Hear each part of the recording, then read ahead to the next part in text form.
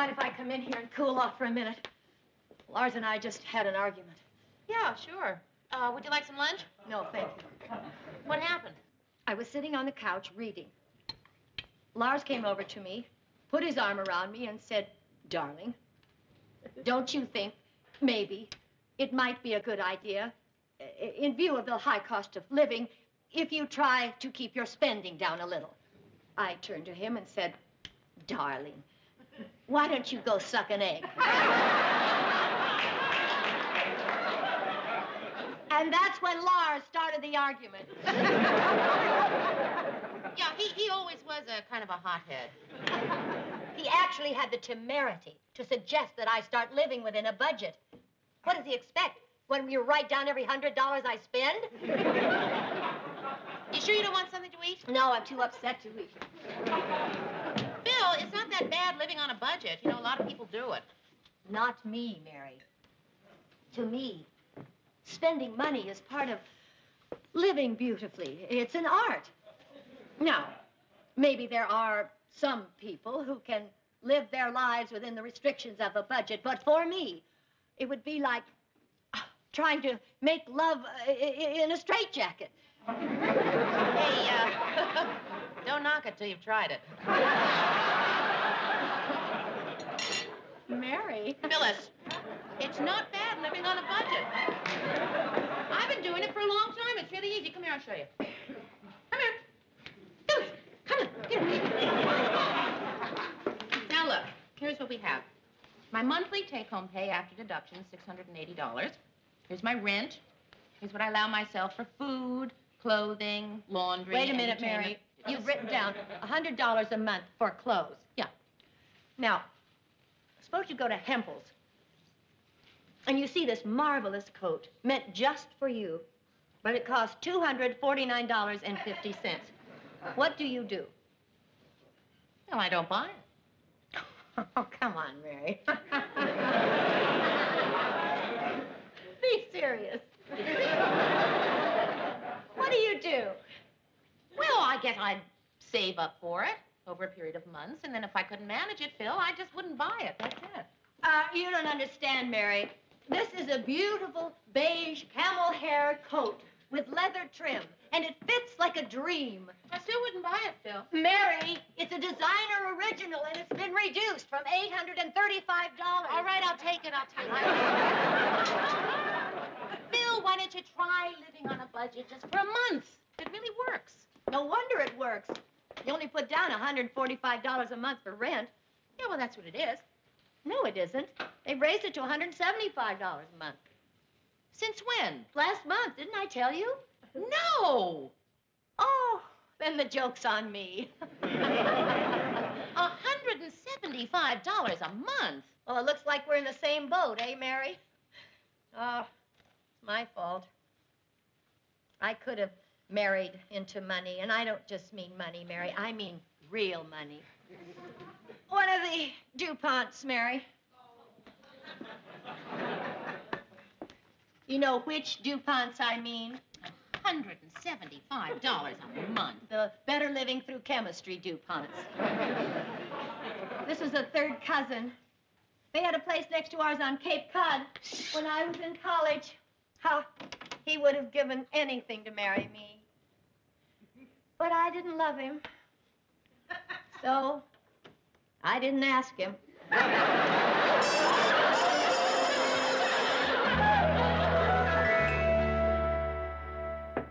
Come in. Mr. Grant, could I see you for a minute? Sure. What's up? Well, Mr. Grant, last month when you made me a producer, you gave me a $20 a week raise, and... All right. Well, I suppose if I came in now and asked for another raise, you'd tell me to go jump in the lake, right? Not necessarily. I mean, I might tell you to go jump in the lake. On the other hand, I just might give it to you. There's only one way for you to find out, Mary, and that's to ask.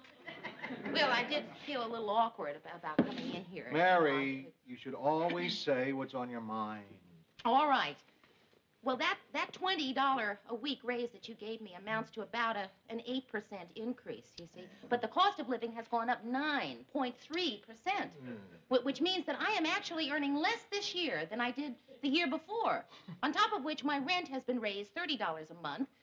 And I just feel that in view of the fact that I'm now a producer, I have additional responsibilities and duties, that it's not unreasonable for me to ask for more money. So, Mr. Grant, could I please have a raise? Mary, go jump in the lake.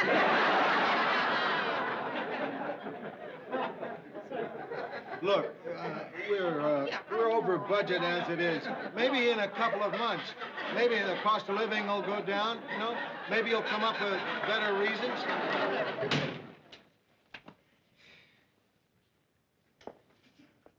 What's wrong? Oh, well, I just asked Mr. Grant for a raise, and he told me to go jump in the lake. Bummer. I just don't know how I'm going to make ends meet. And I certainly don't know how you and Marie do it with 4 kids. Well, it's not so bad. We get by. Marie has started canning fruit. The girls have started making their own clothes. My son has a paper route. And last night, I held up a liquor store. I just wish I understood more about economics. You know, maybe then I'd understand where all my money is going. Oh, nobody understands. I understand. You know who's got all the money today? The Japanese. They're taking over.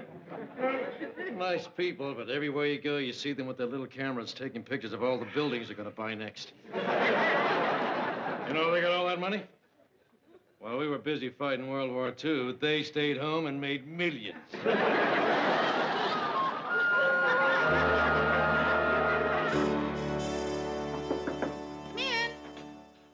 Hi, Aunt Mary. Hi, Bess. Is it all right if I visit? Lars and Phyllis are having a fight, and they asked me to leave so I wouldn't scar my childhood. Yeah, sure. Can I get you something? No, thanks. I don't think this fight can last long. Why do you say that? Well, it's already been going on for 6 hours, and Lars always fades in the last couple of rounds. Phyllis is mad because Lars just cut off her charge accounts. Hi. So, what are you kids up to? Well, you certainly seem to be in a good mood. Well, Lars and I finally talked the whole thing out, and I feel much better. He gave me his point of view, and I gave him a knee in the stomach. You did. No, I didn't. I love him too much for that. But I pictured doing it. Even that made me feel better. Mary, I can't believe it. We're broke. Phyllis, come on, how can you be broke? What about your stocks, your investments? Stocks were all bought on Borders. Margin. Margin. Our Walt Disney stock is down to 25. Isn't that a comment on our society? Disney, down to 25. Disney, who's given us Mickey Mouse, Bambi, Donald Duck, Huey, Dewey, and Louie, Helen Hayes. Our Polaroid went from 88 to 14 in 6 months. Well, what do they expect, the dummies? Getting that Sir Lawrence Olivier to do those commercials, they could have saved a fortune, gotten Durward Kirby. Come on, Bess. Phyllis, you can't possibly be broke. I mean, look, Lawrence still has his practice. Business has been terrible lately. In a recession, dermatologists are the first ones to get hit. If people need brain surgery, no matter how trivial, they find the money somehow. But if people get a rash, they just scratch till times get better.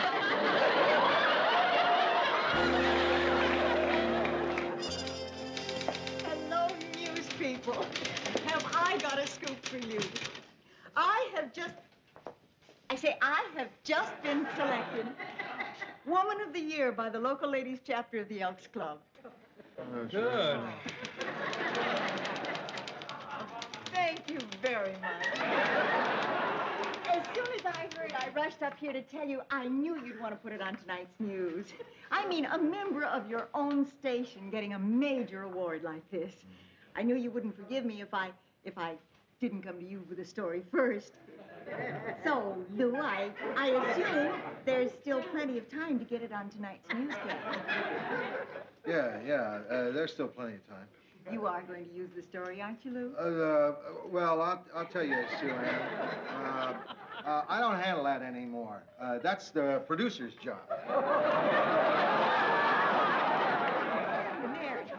Well, I'm sure Mary won't want to turn down a terrific exclusive like this. Will you, Mary?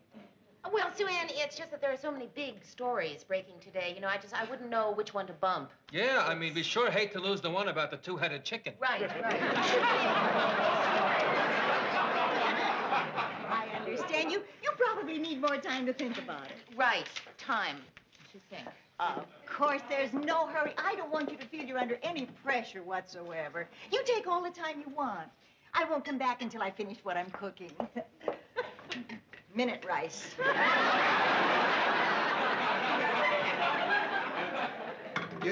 You're not seriously thinking of using that Sue Ann story, are you? Well, I don't know, Mr. Grant. It is my decision, isn't it? This is a news show, Mary, and I don't want any publicity puffs on it, and I don't care who they're for. And I want you to tell Sue Ann, if she ever comes around here again asking for a silly plug like that, I'm going to throw her out of the office. Well, why didn't you tell her that yourself? I'm scared of her. Mary. Hi, Phil. Sorry to bust in like this, but I had to tell you. Murray, you'll be interested in this. I, Phyllis Lindstrom, have decided to get a job. Phyllis, that's sensational news. Yeah, but somehow I don't think it's going to bump the two-headed chicken either. Aren't you impressed, Murray? Well, sure I am, Phyllis, but you've had jobs before. Ah, but that was different. That was in order to make better use of my God-given talents, to fulfill myself as a human being. Now, all I want is the bread. So, here I am out looking for work. Lou, I just wondered, are there any jobs open on your show? I'll take anything. I don't care how low or menial it is. How about Mary's old job? Bill, Mary has Mary's old job. Listen, what about that real estate office you worked in last year? Why don't you go back there? People don't buy houses in a recession, Mary. The Lakeview Real Estate Agency is a Japanese restaurant.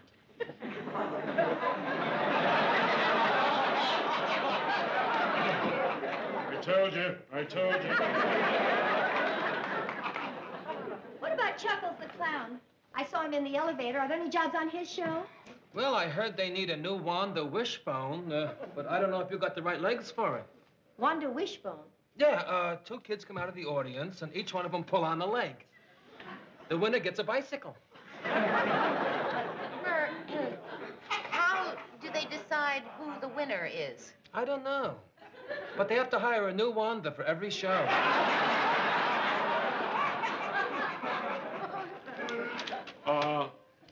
Mary, can I see you a second?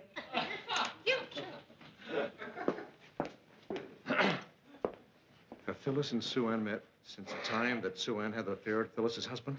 No. Didn't she threaten to rip Sue Ann's face off the next time she saw her? Yeah. Well, you better get Phyllis out of here fast. I just passed her. She's on her way out. Uh-huh. Phil, listen, why don't you and I go downstairs and get a cup of coffee, huh?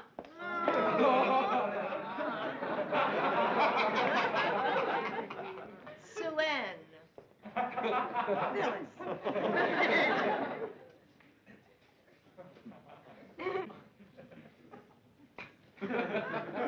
Tell me, are there any jobs on your show?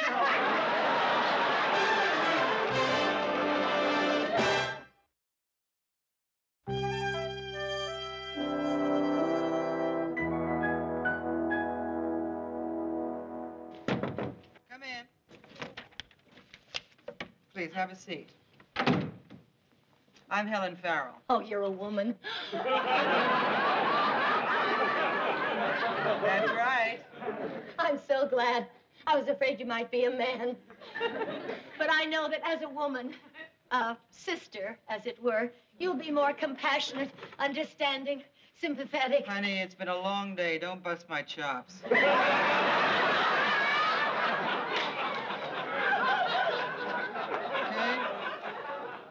Full name. Phyllis Lindstrom. What sort of job you looking for? Well, something interesting.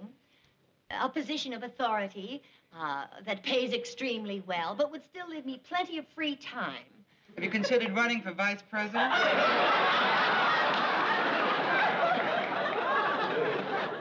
special skills? Of course. All right. Computer training? No. Typing? No. Shorthand? No. Can you operate a switchboard? No.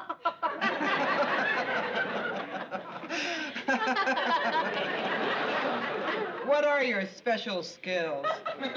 Well, I have an uncanny knack of choosing the right wine for dinner. That certainly narrows things down. Well, why don't we take a look and see what we've got? Okay. Oh, here's one. Must have come in while I was out to lunch. Bright, charming, intelligent woman for assistant to president of public relations firm. No experience necessary. Expense account plus $15,000 a year. Oh, that's wonderful.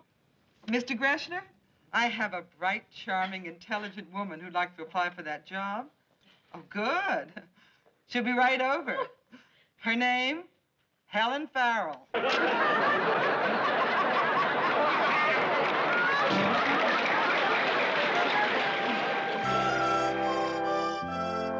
Well, that's terrific, Sue Ann. You being voted Woman of the Year. Thank you, Ted. Mayor, I sure hope we're doing a story on Sue Ann's award. Well, Ted, I already told Sue Ann that there's no room for that story. We're spending a lot of time on Kissinger's trip to the Mideast. Kissinger? Why are you doing a story about someone we don't even know? Come on, Mayor. I'm sorry, Ted. The answer is no. Well, what would the answer be if I told you I was threatening to quit unless that story were put on? No and goodbye. No? Sorry, Sue Ann, I tried. I know you did, Ted, and I appreciate it. You're a good friend. Now, can I have my $50 back? Hi. Oh, hiya, Phyllis. Hi, Phil. Newsroom. Any luck with the job? Yes. And all of it abominable. Oh, no. Mary, the film on the fire downtown got here too late for tonight's show. Oh, terrific. It's the biggest fire in 10 years and we don't have any film? Maybe we should send an artist down to draw it. Oh. I'm sure you want to hear everything that happened. All right, look, Mer, we still have 20 minutes. See if you can get a remote truck downtown. We'll do it live. Right. Mary, I went to 6 different employment agencies. Always it was the same story. I have no training. I have no skills. I have nothing to contribute to society. Of course you have. It's a chemical factory. Oh, boy, that must be some fire. Anybody hurt? No, but they evacuated 5 city blocks. Ooh. I'm a mere frill, a decoration, a boutonniere on the lapel of the universe. Throw me in the gutter and no one would even notice I was missing. Okay, good. The crew's on its way. All right, I'll see if I can get a reporter to meet him. I'm absolutely useless. According to Darwin, I should have been extinct 1,000,000 years ago. Oh, don't listen to him. Hello, Frank. It's Mary. Listen, I want you to meet the remote crew downtown at the fire. We're going to go live. Right. Okay, Murr will open with the fire. Then we'll do Kissinger, then the bus strike, and the armed robbery. How lucky you are. Insulated from reality here in the fantasy world of television. Hey, Murr, you know what I'm thinking? Maybe we should dump the robbery and extend the fire. Mary, will you listen to me? Your dearest friend is spilling her guts up. You please listen. Phil, I'm so sorry. So, any luck with the job?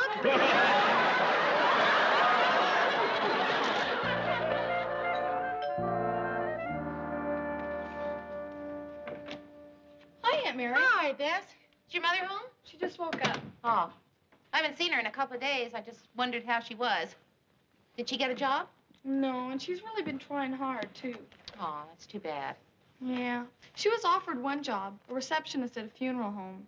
But she said she'd starve before she'd wear black every day. I gotta go to the library. See ya. Bye-bye.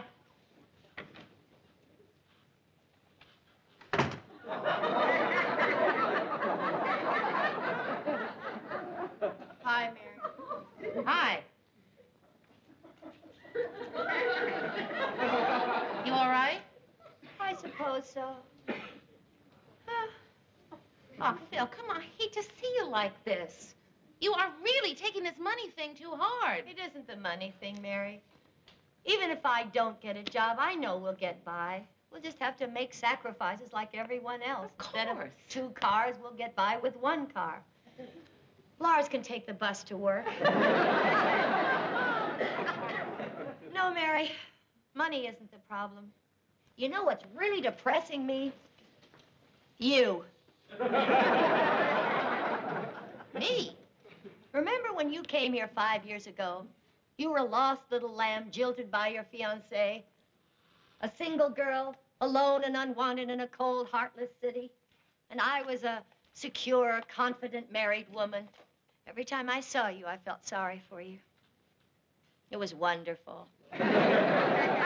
But now the tables are turned. It's you who feel superior to me. Oh, Phyllis, come on. I don't feel superior. Of course you do. This is the era of the single girl. Free, independent, self-sufficient. Oh, Phil, come on. Being single is not all that great. There's good, but there's bad, too. There's loneliness. Loneliness. Ha ha ha. You don't know what loneliness is till you get into bed with Lars. Phil,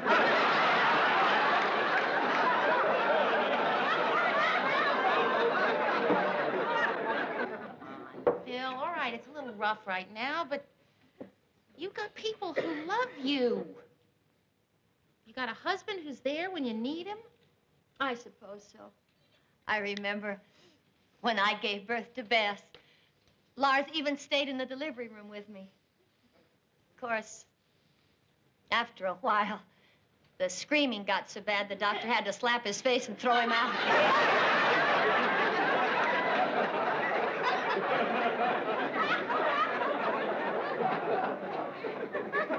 But admit it, Mary. You wouldn't dream of trading your life for mine. You've got a terrific life. Phyllis, I told you my life is not that terrific. Are you saying you would trade your life for mine? Well, Would you? Be honest. well, to be perfectly honest with you, Phyllis, no, I wouldn't trade my life for yours. It's a lousy thing to say. Oh, Phyllis, nobody would trade their life for somebody else's. Would you trade your life for mine? Would I trade my life for yours? Oh, getting up at 7 o'clock every morning, catering to the whims of my boss day in and day out, fending off the grubby advances of my dates, and praying desperately I'll meet somebody I'll really care about. Would I trade my life for yours? No, I wouldn't. Mary. Oh. I'm sorry. Oh, you're all depressed and feeling rotten about your life now, aren't you? Well, no, I'm not feeling rotten. Just like old times. Isn't it wonderful?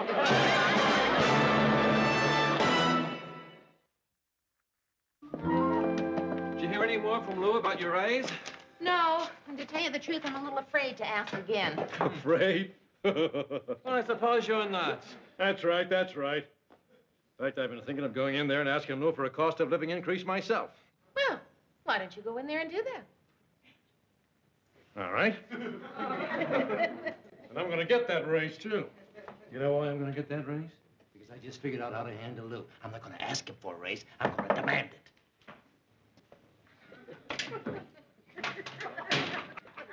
Okay, Mayor, heads or tails? What are we deciding? Which end Ted will land on when Lou throws him out of the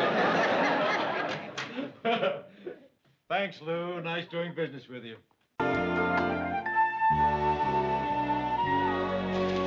Hi, guys. Hi. Hello, here's your humorous filler for tonight.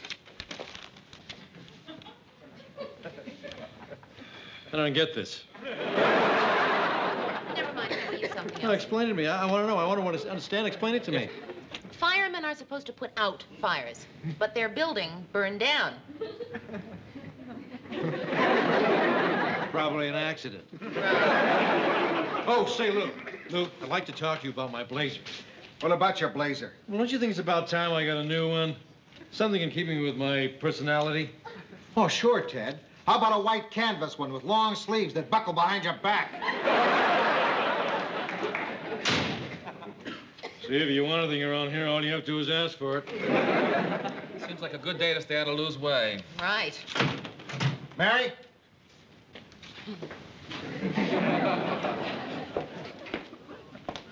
Yes, Mr. Grant. I called you in here because I wanted to apologize for snarling at Ted. Tell Ted I'm sorry. Well, why didn't you tell him? I'm not that sorry. No, it's just that I'm in a lousy mood today. I was reading the paper this morning and saw something about a friend of mine in Detroit. That really made me mad. He was doing an article on some mobster, and somebody took a shot at him. Oh, gee, that's terrible. Yeah, why couldn't it have been me they shot at? Nobody ever shoots at me. There was a time when I was out there digging for news, too. I was one heck of a reporter. I was really good. Made Time magazine. Under press. Detroit's Grant. A taste for booze, a nose for news. Well, listen, what you do here is pretty important, too, you know. Yeah, all we do around here is just rip the news out of a wire service machine. In those days, I used to go out and get it for myself. I bet you were some reporter, too. You want to see something? You know what this is? Well, it looks like an old, dusty, broken-down typewriter. Yeah, but it's not just any old, dirty, broken-down, dusty typewriter. This is my grandfather's typewriter. Was he a newsman, too? No, a pharmacist. He banged out a lot of pill labels on this baby. I banged out a lot of exclusives on it, too. I ever tell you about the time they threatened to kill me? Really? I was working in Chicago. I was doing a story on racketeers in the nightclub business. And these two gorillas came up to me, and they said, Grant, drop the story, or tonight you'll be sleeping with the fishes. What'd you do? I dropped the story. I didn't want to sleep with no fishes. Yeah? Yeah, I know. I printed the story. Boy, those were great days. I really felt I was doing something useful, something worthwhile. Now look at me. The only thing I got to do around here is pick out new blazers for Ted. Well, Mr. Grant, if you miss reporting so much, why don't you do some? I mean, now that I'm producer of the news, you've got some spare time. Why don't you take advantage of it? I'm just like this old typewriter here. My keys stick. My ribbons all faded. My insides are clogged with gook. Oh, Mr. Grant, that's not true. A little oil, new ribbon, a couple of screws tightened, you'll both be good as new. Well, you'll be uncovering so much crime and corruption, your life won't be worth a plug nickel. You really think so?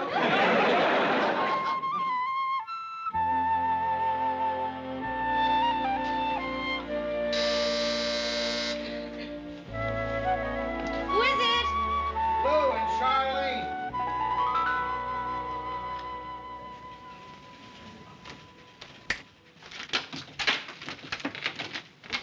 Ta-da!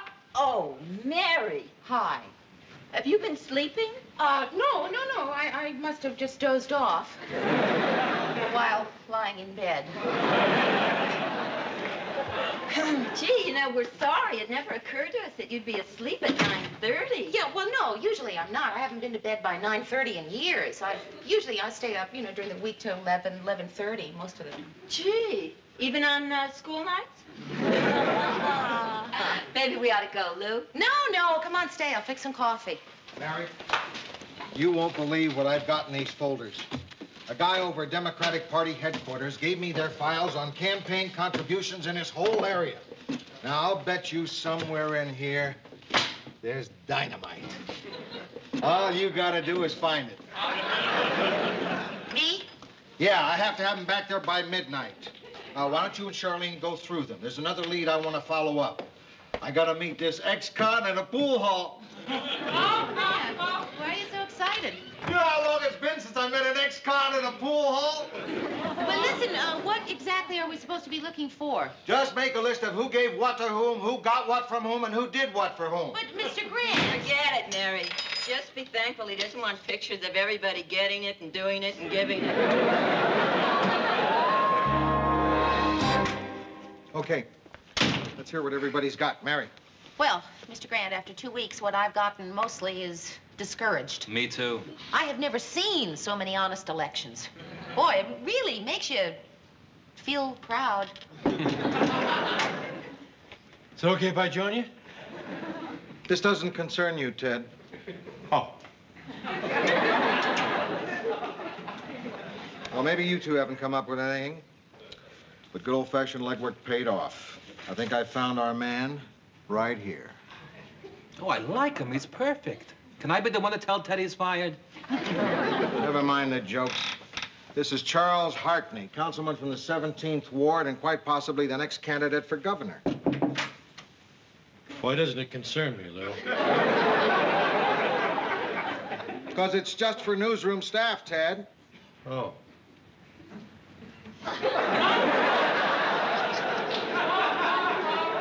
I did a lot of research, and this guy strikes me as the kind of subject we're looking for. Well,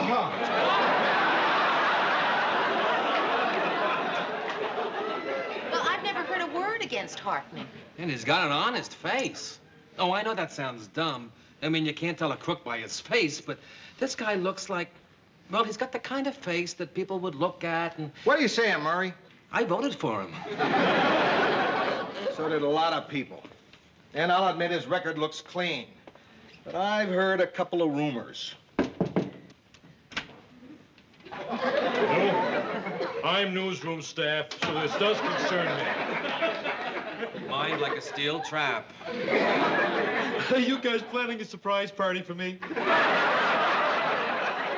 Ted, will you please get out of here? Hey, I know that guy, Hartley or something. He's a politician. Should we invite him to the party? Oh, no, you don't, Mary. You can't fool me. I don't know Hartley. Ted, believe me, what we're doing here really doesn't concern you. Yes, it does concern me, Lou. I want to know what's going on, or I tell. Tell who? Him. Tell him what? Why should I tell you?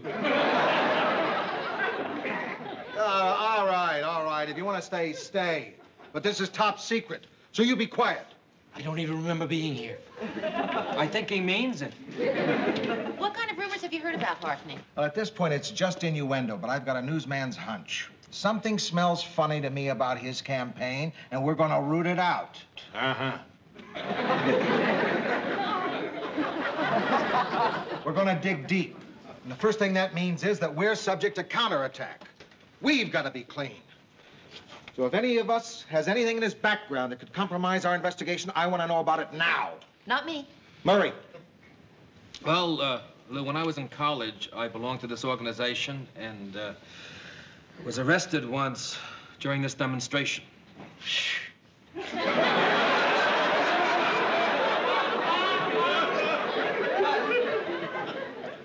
A left-wing riot? No, a fraternity panty raid. A panty raid. And all I got was a pair of sweat socks.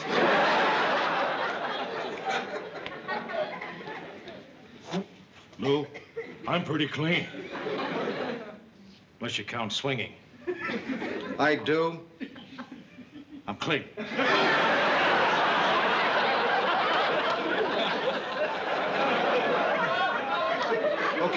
Okay. So we go get the facts. A full-scale investigation. Now, that'll mean long hours, hard work. And I want to warn you, this is a rough game. It could mean threats, intimidation, maybe even physical violence. Well, it's like you said, Lou. If it doesn't concern me, it doesn't concern me.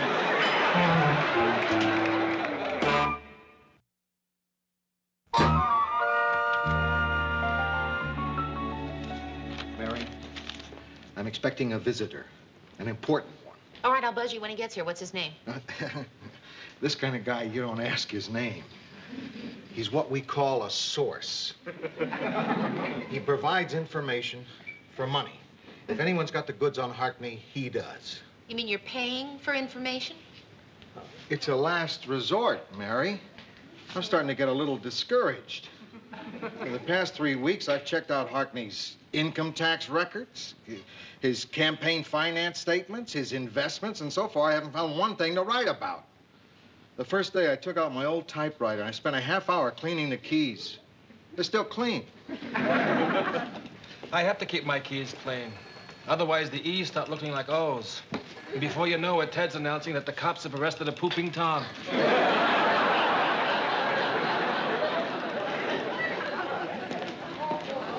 I'm looking for Lou Grant. My name is... That's all right. I don't have to know. Hiya, Jack. Oh, good to see you, Lou. Look, I got the information you wanted. I added a one-page summary. Everything in a nutshell. This is it, Mary, our $1 million story. Oh, it's $25, Lou. $25? That's all you want? Oh, I didn't do it for money, Lou. I did it for old time's sake. And just enough money to cover the Xerox expenses. Oh, hey, thanks, Jack. That's terrific of you. That's terrific. $25. Yeah. 25. I'm a little short. 8. Mary? Yeah, I'll look. You take a check? Oh, yeah, you've been out of business a long time, Lou. 5. 5. That makes 13. 10. You got $12. Yes. Wait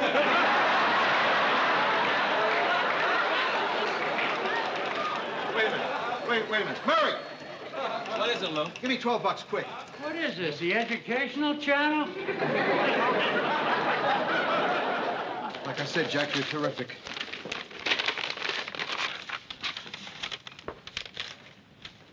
Mr. Grant, what? What is it? I kill myself investigating a politician. And who do I pick? A man who's totally honest. You want to hear the only black mark against this clown? Listen to this. In April 1965, he got a $2 parking ticket. His meter expired while he was delivering Easter baskets to an orphanage. Mr. Grant? Mary, I better be alone now. Believe me, you've never seen me like this, and I don't think anyone should.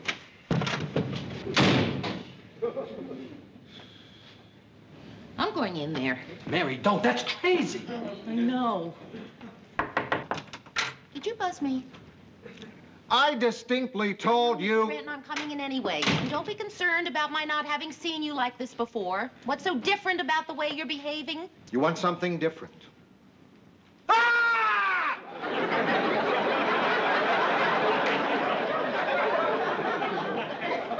that certainly was new. Do you think that you're going to be wanting to do that again? No. I feel better. Well, I've heard that letting it out really helps some people relieve their tensions. I don't think I probably ever could because... Mary! All right, chatting fast is my way of screaming. Look, what is it you want from me? You want to give me a little pep talk, huh, Mary? A little pep talk? Yes, I think I would like to do, yes. Well, I don't think a pep talk's going to help. I'll keep it short. Good. Cheer up. That's it? I really trimmed it down, Mr. Grant. Look, I just don't understand what's so awful that's happened. I killed myself working 3 weeks on a documentary I can do, and you ask me what's happened that's so awful? Why can't you do the documentary? Because he's an honest man! Well, what's so wrong about doing a documentary about an honest man? Ah, Mary, that's stupid. Mr. Grant, I don't think there's any reason to be calling names. Mary, you're a dope. Mr. Grant, name-calling isn't going to solve anything here. Look, I told you not to come in here, didn't I? You can't do a show about an honest man. People don't want to see that sort of thing. Our job is to turn over flat rocks and show people the slimy things underneath. Mr. Grant, oh, so slimy. Well, that's what life is. I think people would love to see a documentary with good news in it. Anyway, you've spent all that money filming Harkney. You've already set aside an hour of airtime. Why not give it a try? No, Mary. The answer is no. Well, that's just stupid, Mr. Grant, and you're a dope.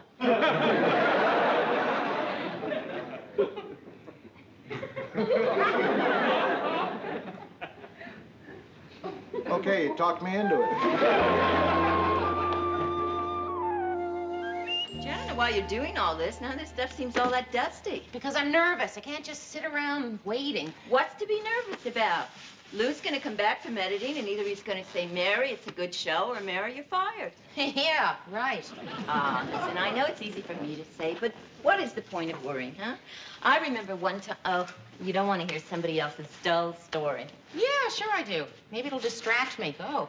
Well, the point is, I was worried about a show once, too. I was playing Vegas and dating a lot. A friend of mine had fixed me up with Sinatra the night before, and I was dog-tired. My arrangements hadn't arrived, and I... Frank Sinatra? Yeah, and we'd been out late. My arrangements hadn't arrived, and... You went out with Frank Sinatra? Yeah. He'd been out late the night before. My arrangements hadn't arrived. You went out with Frank Sinatra? Yeah, he was playing there, too. Anyway, my arrangements hadn't arrived, and so I had no chance to rehearse. Blue Eyes? Yeah. What was he like? Nice guy. So anyway, my arrangements didn't arrive. I got 3 hours before Did you date him more than once? I don't remember. Anyway, there I was. The show's about to open. It's a sellout crowd. I have no arrangements, no rehearsal, and my conductor is fogged in an airport in San Francisco. You don't remember whether or not you dated Frank Sinatra more than once? I don't know. It must have been 10 years ago. Well, the point is, my worrying turned out to be for nothing. Hi. I think we can relax. It looks good. What? The show. Oh, Mr. Brandt, that's wonderful. Yeah. Wow. You gonna watch it with us tomorrow night? Yeah, I'd love to, but I gotta work. Oh, listen. There's a TV behind the bar. Why don't you both come and watch it with me? Well, fine with me, Mary. Yeah, sure. Oh, great. We'll bring the whole gang. Come on, I'll double park. Okay, terrific. See you then. Oh, and Mary, about Sinatra. Yeah. You know how some guys sort of get jealous about that sort of thing? Yeah. So please, don't say anything to Robert Redford. Oh,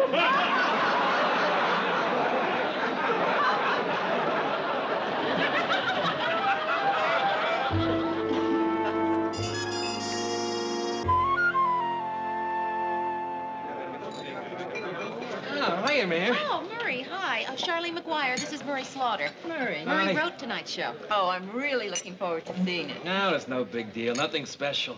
I mean, don't plan on being entertained or amused or thrilled or anything. Murray. It's all right, Mary. I wish somebody had told me that about my second husband. Anyway, I just wrote it. Actually, it was Mary's idea. She co-produced it. Well, thank you. I just hope it works. I mean, I just hope people will be interested in seeing a normal, decent human being in a documentary. Although I don't know why not. I mean, that's what most people are. I can see she's never been chased by the trombone section in a band bus. Hi, everybody. Hi. Charlene, I'd like you to meet Ted Baxter. Hi, Ted. I've heard a lot about you. You're, legendary.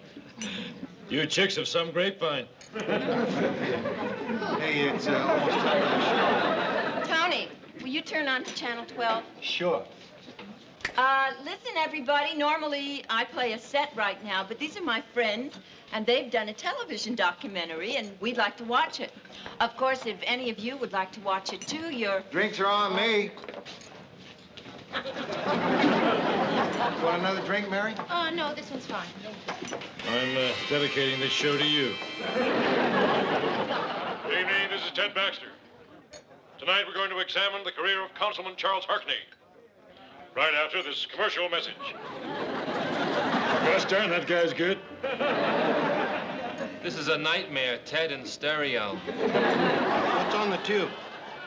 It's a documentary. Portrait of a politician. I'll tell you what you missed. Good evening, this is Ted Baxter. Tonight we're going to examine the career of Councilman Harkney. And then they showed a picture of some guy taking a nap on a roll of toilet paper. For the next 60 minutes, our cameras are going to tag along with the councilman and record everything he says and does. We'll watch him make his breakfast. We'll go with him as he drives to work. We'll watch him open his morning mail. And that's a day in the life of Councilman Harkney. This is Ted Baxter saying good night and good news. I hope you're satisfied. We had a fire here once and more people stayed. Harry, I don't believe it. You've done the impossible. You've made Ted Baxter look dull. Well, I'm leaving. The check taken care of, Lou? No, it isn't, Ted. That's okay, no rush. Well, I thought it was terrific. I thought it was just terrific. In fact, I think it was more than terrific. I think it was terrific, and I am sure that everybody really loved that show. Really.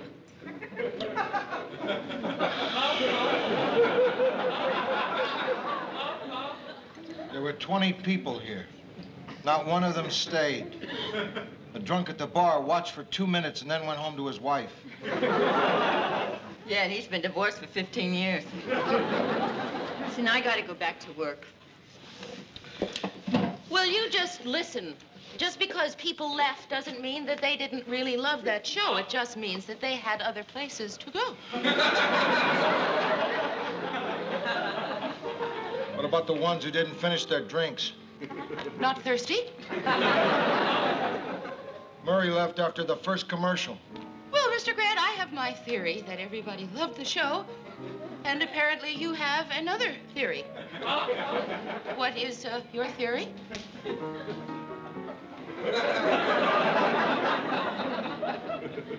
My theory is that if we showed this documentary by satellite to the world, this would no longer be a crowded planet. Well, let me just say this to you, then. I know, you're right. Nobody wants to watch the good things that happen in a documentary. They only want to watch the rotten things. Do you know what that means, Mr. Grant? That if it weren't for the rotten things that happen in this world, we couldn't put on the news show. We should be grateful to all the people who do those rotten things. We should stop them in the streets and say, "Thank you, Mr. Mugger." "Thank you, Mr. Thief." "Thank you, Mr. Maniac." "Thank you, Mr. Grant." If it weren't for those people, you and I would be out of jobs. It's a lousy business we're in, Mr. Grant. I quit. Mary, It's a don't be lousy silly. business, Mr. Grant, and it's a lousy world. And I am going to Africa to work with Schweitzer.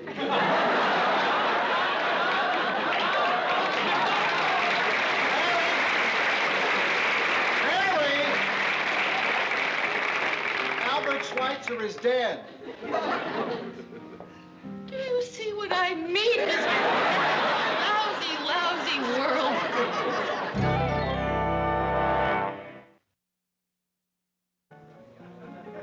Sit down. It wasn't such a bad idea you had. People probably do want to watch good news. You want to know what the trouble with tonight was? I'll tell you what the trouble was. We put on a bad show. You and I pooled our talents to produce the worst documentary in the history of television. We did a real...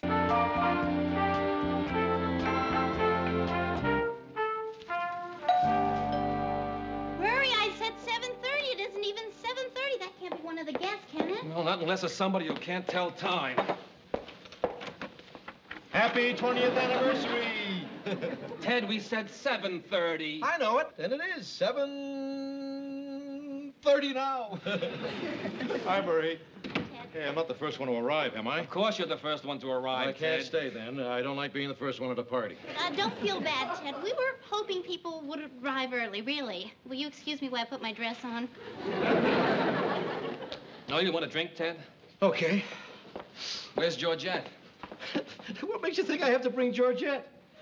We swinging singles aren't tied down to one person. That's the difference between us. You married guys are stuck with the same meal every night. But to me, dating is a smorgasbord. My problem is deciding who to bring. Little pickled herring, little lobster Newburg, little sweet and sour pork. Or maybe just some good old American spaghetti. That goes with a meatball. Well, if you had your choice of so many, Ted, what are you doing here alone? Georgette's out of town.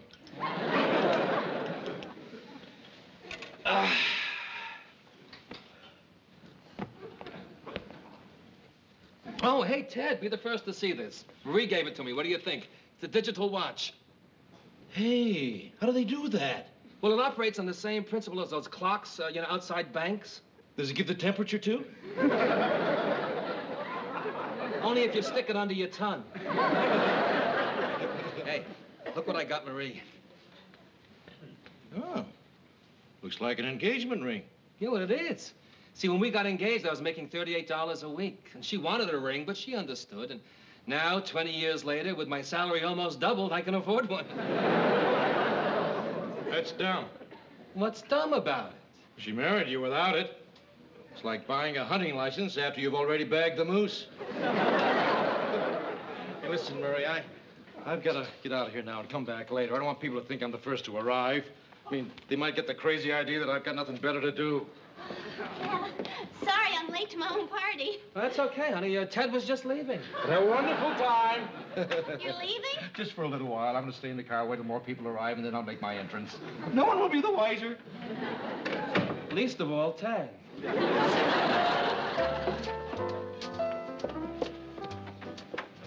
Happy anniversary. Oh, Hilda. Oh, you weren't supposed to bring presents. I wrote on the invitation, no presents. Oh, everybody always says that. But you know everybody brings presents anyway. Where's Murray?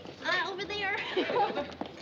Oh, hi, Marie. Happy anniversary. Oh, thank you. Oh, Marie, I feel terrible. I didn't bring you presents. I didn't want you to bring a present. I told everybody not to bring a present. Yeah, well, then what's that? Well, you know Hilda. She always brings presents, but nobody else is. Oh. Hiya, Mary. Hi, Murray. Hey, thanks for the gift. I'll put it in the bedroom with all the others. Let me take your coat. Thank you. Hi, Mr. Grant. Oh, hi, Mary. Did you bring a present? Well, sure. But, Mr. Grant, you weren't supposed to. It said on the invitation, no presents, please. Oh, you don't believe those things, do you? You go into a subway, you see a sign that says no spitting. That doesn't mean you don't spit if you have to. Well, looks like a nice party anyway. My Uncle Fred died at a party like this. Well, not exactly like this. It was a costume party. He went as Sir Galahad and choked on a wiener. That's one of the things I like about you, Mr. Grant. Never at a loss for small talk. Oh, excuse me, Mary. Could you help me with something in the kitchen? Oh, yes. Ellen, honey, would you get the door? Sure.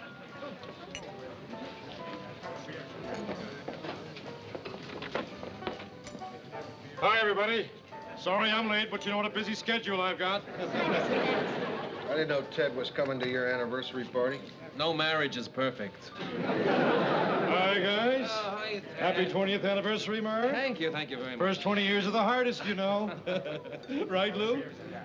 I guess maybe you're the wrong guy to ask about that, aren't you?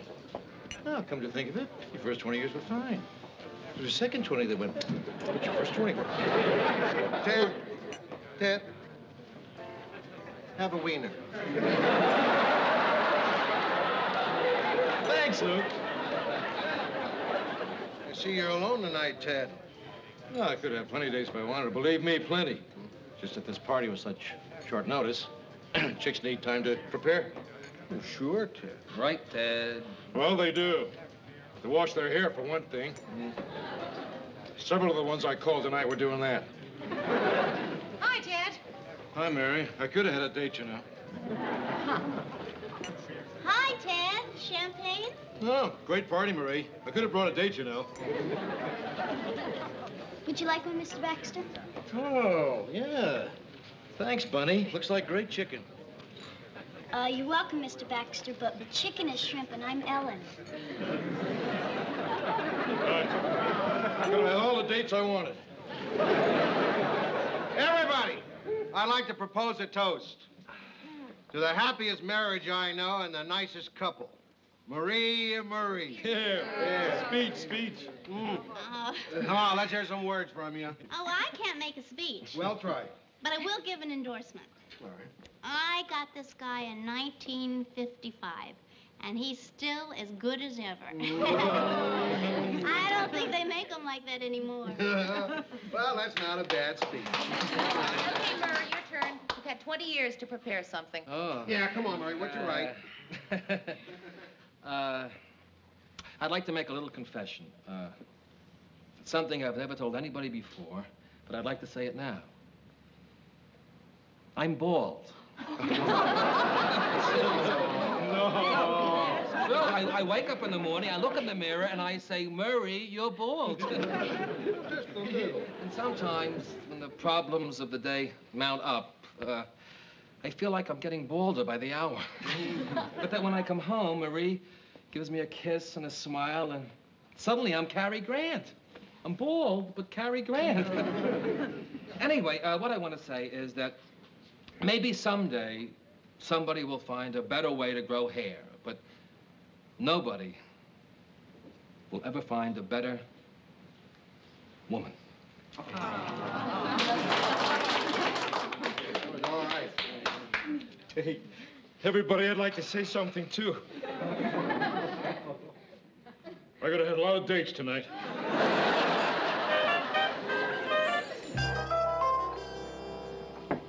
Yeah.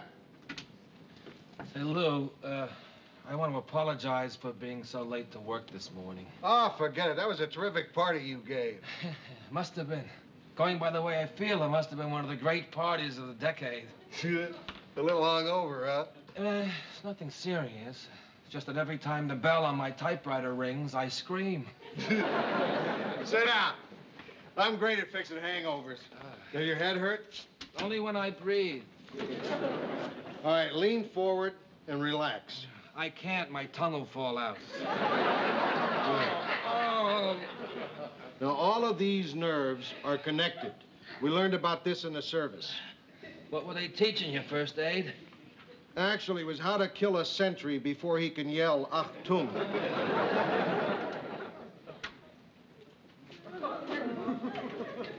Hi, guys. Hiya, Ted. Lou, have you got a moment? I'd like to ask you a little question. Shoot. What is life?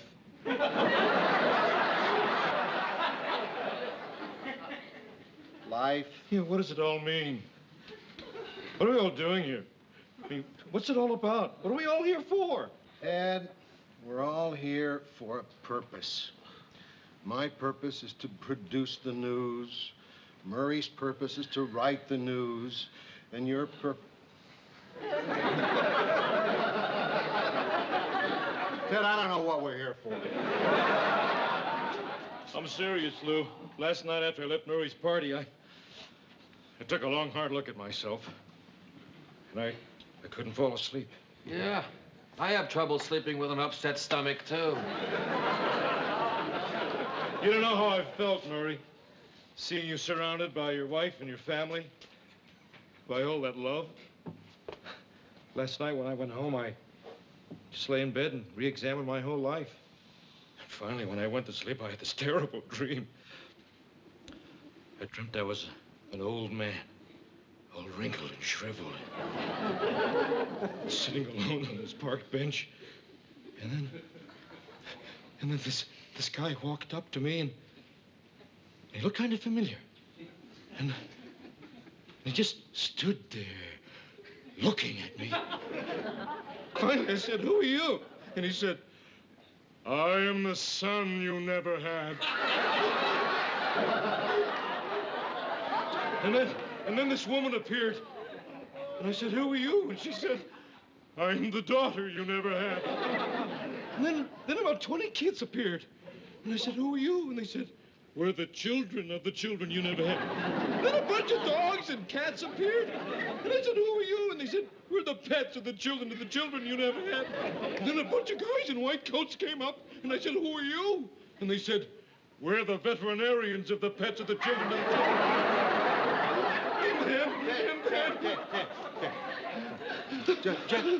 Just skip to the finish of the dream. Tell us how it ended.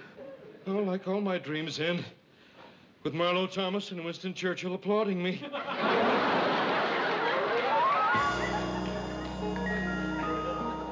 The general concluded by saying that the threat of a nuclear war is greater now than at any time in the past 30 years.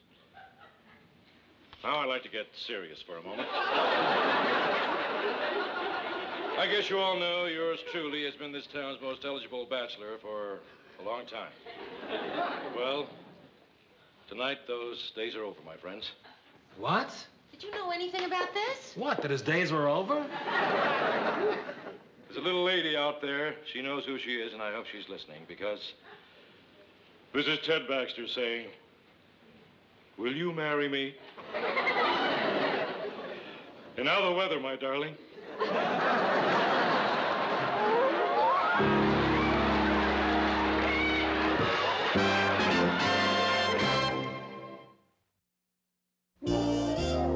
Thank you very much for calling.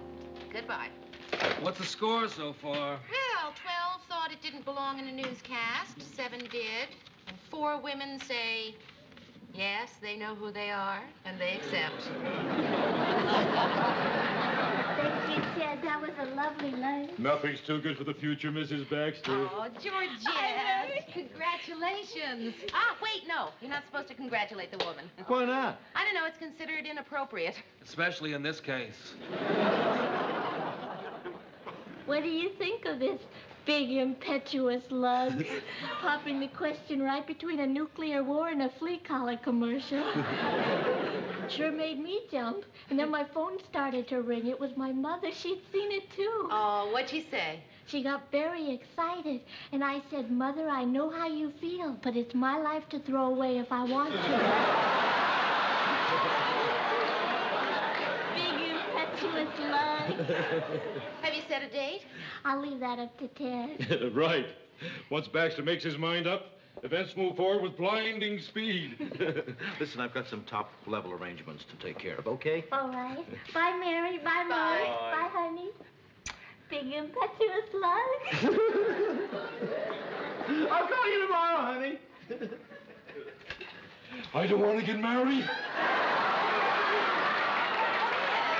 I don't want to get married. Ted, you're just suffering the normal reaction of a man. I don't want to get married. Of a man who suddenly finds that... I don't want to get married. That he doesn't want to get married. Ted, listen to me. You just got cold feet, that's all. From what I hear, it happens to everybody. Men, women, both. I mean, it's a big commitment. You suddenly realize that marriage is forever. Oh. It scares you. Briefly. But the point is, you're not the first person to feel this way. Oh, sure. It's easy for you to say. You're on the outside watching the gate swing shut. Well, ask Murray then. Go on. Go on. Get it.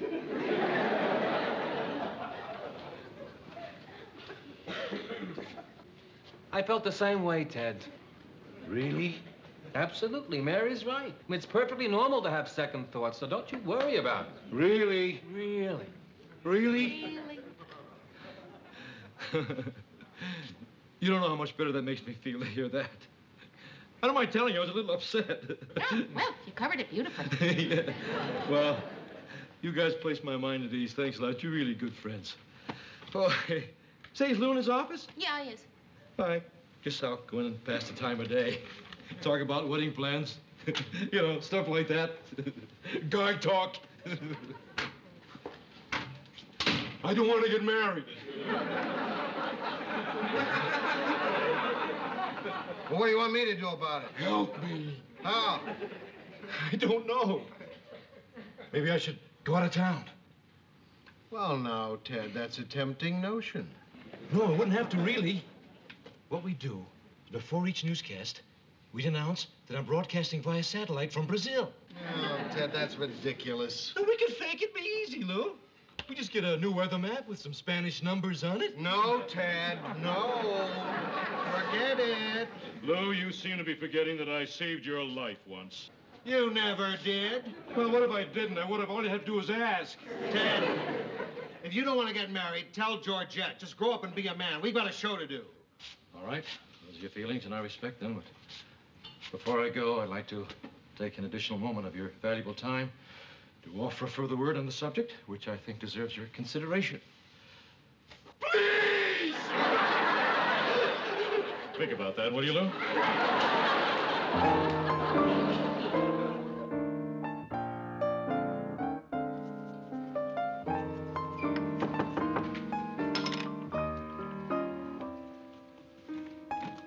There, come on in.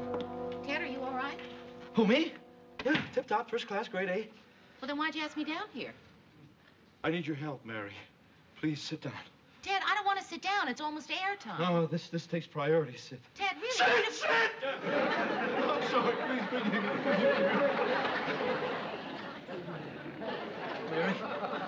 Mary, I called you because I believe of all my so-called friends, you're the only true one. You're the only one I can count on. You're the one who'll put her hand in the fire for me. Ted, I'm not going to put my hand in anything until you tell me what it is you want. I want you to tell Georgette that I'm going to Brazil. You're bananas. No, I'm serious, Mary. Ted, that is the dumbest lie I ever heard of. Oh, it's a fib, Mary, not a lie. Lie's an ugly word. Just a fib, a tiny fib. Why me? Because anybody who look at you would know that nothing as disgusting as a lie could ever pass between those innocent Cupid doll lips. Ted, you are going to have to tell Georgette the truth. Mary, I'm not ready for marriage. I can't handle responsibility. You're my old man. He walked out on my mother when I was 2 years old. It's a shame you didn't walk out 3 years sooner. I wouldn't expect you to understand. Your folks are still married. Probably runs in your family. You could get married as many times as you like, and they'll all work out. Mary, all I want you to do is tell George that I'm going to Brazil, and I'm too busy to talk to her because I'm practicing my Spanish lessons. Mary, you can't fool me. You can't fool me. You'll lie for me. Mark my words, when the chips are down, you'll go along with me. I will go along with you, Ted, only if you tell the truth. All right, I'll tell the truth. I'll tell the truth.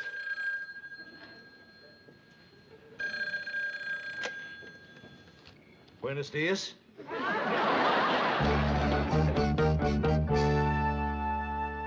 United States Bureau of Mines announced today that oil shale refining plants could be built in this country, resulting in cheaper oil for the United States. Hey, what are you doing? Ted still has several more minutes. I know, but I can't watch anymore. Well, he's bad enough when he's happy. But the past 4 days, he's been impossible.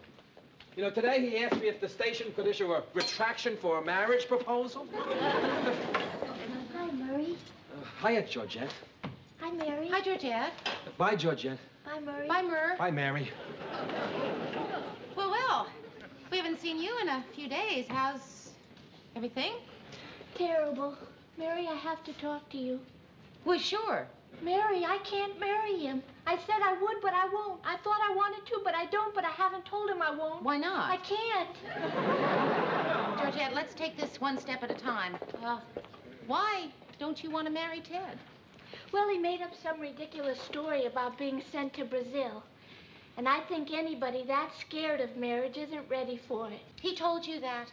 That's terrible. No, Mary, that's nice. Nice? Sure. He was only telling me that because he wanted to spare my feelings.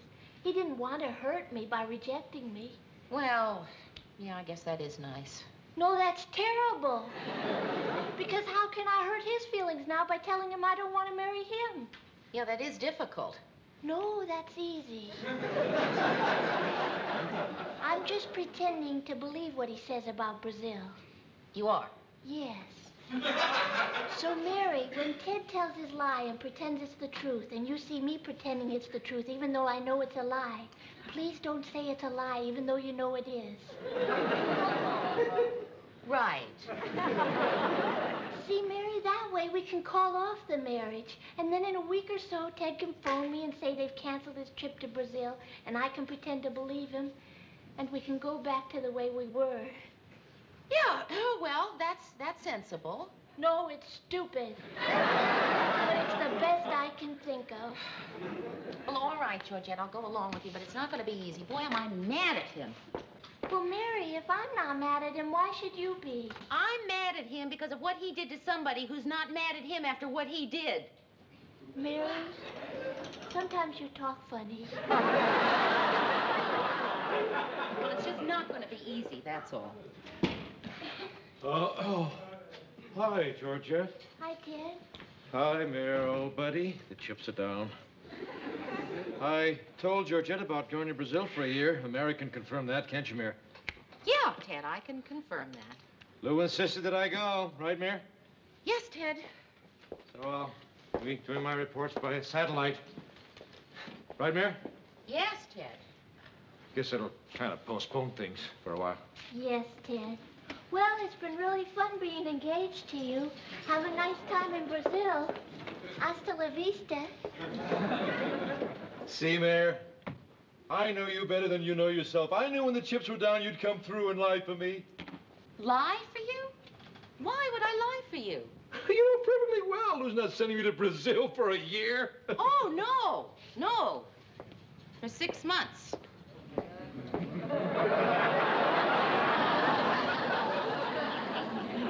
6 months? Yeah, well, we could only get the visa for 6 months, but I'm sure once you're there, they'll be able to give us an extension. Oh, and by the way, Ted, the shots are only good for 3 months, so be sure you get a booster when you get them, huh? What shots? Well, you know, the usual. Typhoid, malaria, yellow fever. Yellow fever? Yeah, oh, well, I'm sure there's no chance of your contracting it in the city, but where you're going, I understand it's the second highest cause of death. What's the first highest cause? Oh, Ted, I don't think you want to know that. But I understand it's what killed Mr. Grant's Uncle Fred.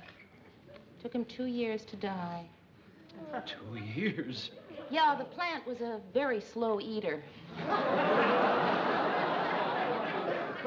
Oh, come on, Mary, you're lying, aren't you? Aren't you? Ted, with these innocent Cupid doll lips, lie to you. Lou? Oh, he's not in there. No, he went to see about your insurance policy. He's trying to get them to insert a quicksand clause.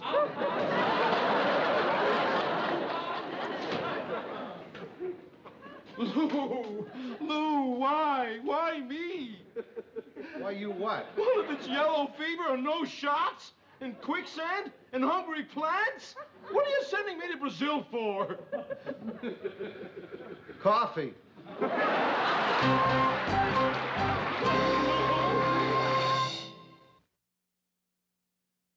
Lou? Will you just answer me one question? Mary just told me about your Uncle Fred. Now tell me the truth. How did he die? Choked.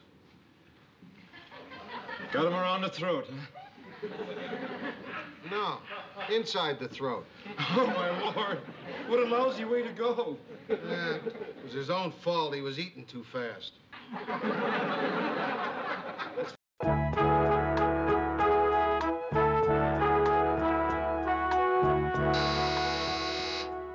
Who is it? See, I knew you wouldn't remember me. Son of a gun! How are you? You don't remember me. Well, of course I do. Come on in. Who am I? You and I shared the same Cell.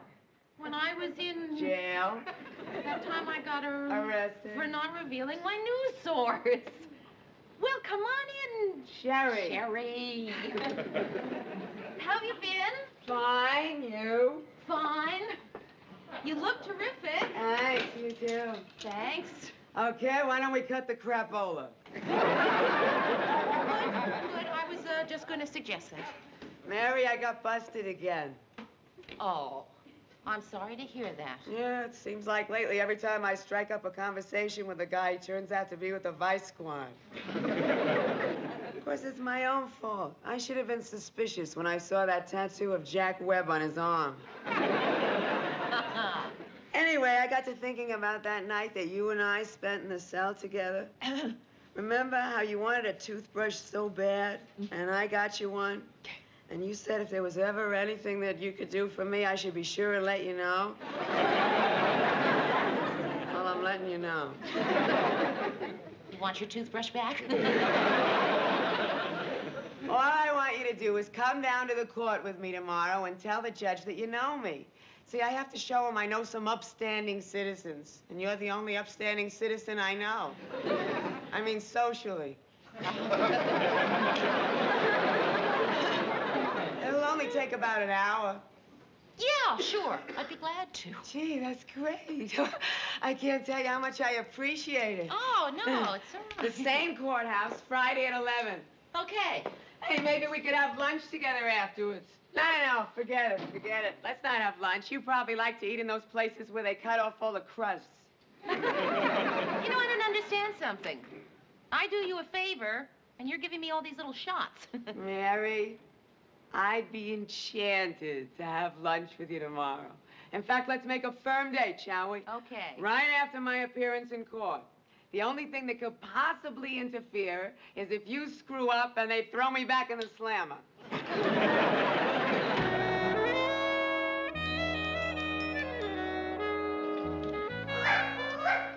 It's me, Mrs. Goldman. Gee, it sounds like some dog.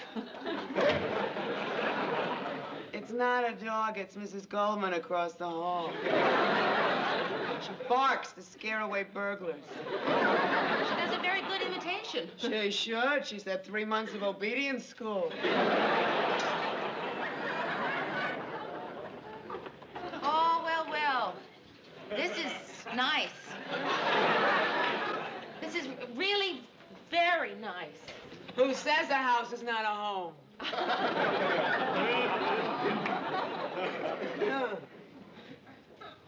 How come you didn't say anything about my 4 mink coats?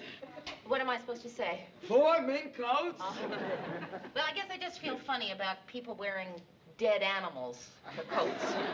Yeah, well, if you wear them when they're alive, they claw your neck.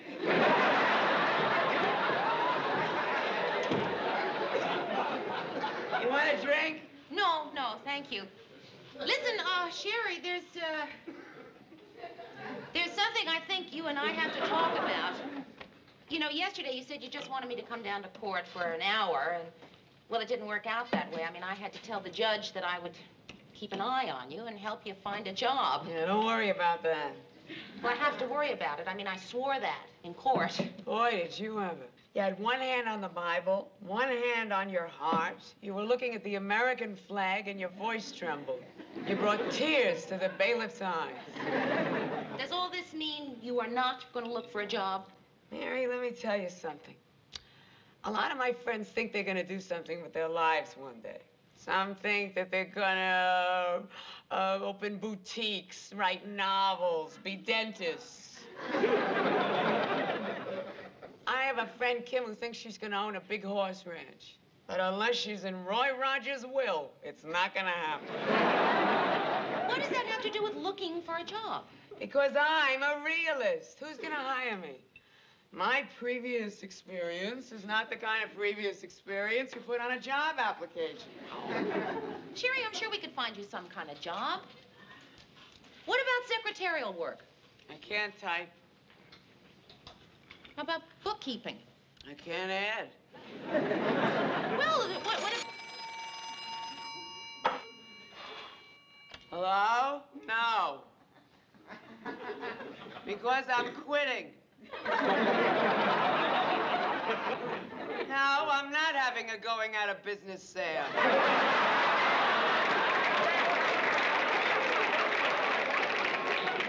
Mary, it's been really keen knowing you. Now, let's not spoil it all with all this job business, understand? No. No, I don't. Sherry, look, you got me into this in the first place. Now, I do not enjoy being used. Come on, it was a little fun, wasn't it? Sherry, I put myself on the line for you. Now, you're going to live up to your part of the bargain. Tomorrow, we are going to look for a job for you, and that's the way it's going to be. Do you understand? Oh, shut up, Mrs. Goldman.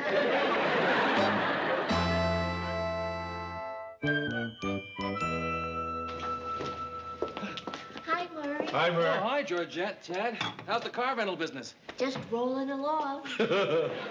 That's kind of a car rental agency joke. We just came back from lunch. We were celebrating this letter I got from the university yesterday. I know. Yeah, Harvard wants you to leave your brain to Yale. Go ahead and laugh. In a week and a half, you won't be laughing at Ted Baxter. You'll be laughing at Dr. Ted Baxter. Ted's getting an honorary degree. Oh. Watching Ding Dong School has finally paid off. Ding Dong School, nothing. It's for college. Rutledge College. They like to get a celebrity to speak at their graduation ceremony, and they give them a degree to get them to come. They wanted to give me a master's, but my agent held out for a PhD. Yeah, I've heard of Rutledge. It isn't exactly one of your class universities. The school mascot is a fungus. I didn't know that. Maybe all the big animals were taken. Anyway, I was thinking maybe if you got a moment, you could, take a moment to kind of check over my acceptance speech. Sure. Okay. Here goes. Friends, faculty members, fellow PhD guys. Hi, Larry. You're just in time to hear Ted's acceptance speech for his honorary doctor's degree. Hi, Mary. Who's your friend? Oh, I'm sorry, Sherry Ferris. This is Georgette, Murray, and Ted. Dr. Ted. Well, I'm going to see Mr. Grant. I'll be right back. Would you like to hear my acceptance speech? Come in. Friends, faculty members, fellow PhD. Mr. Grant? I don't know why anyone puts pimentos in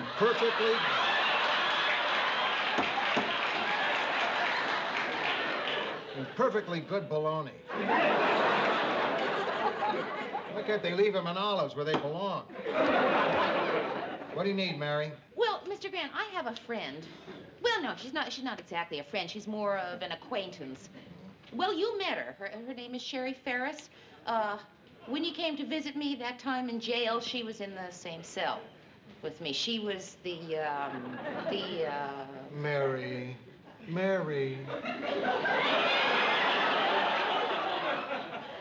I know life.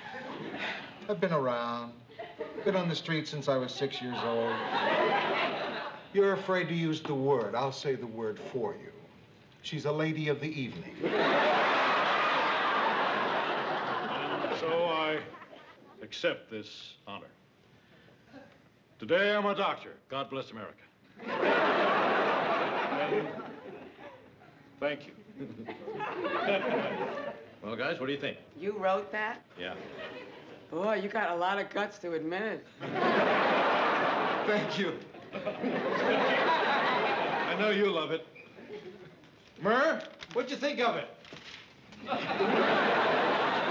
Thanks anyway, Mr. Grant. Well, Mr. Grant doesn't know of any jobs, but he's going to keep looking. I know of a job. Really? Yes, the girl who works with me at the car rental agency just got fired today. What do you think, Sherry? Would have a chance? Sure. If you want, I could take you over and introduce you to the manager. Only thing is, you have to be good at dealing with people. Have you had much experience with the public?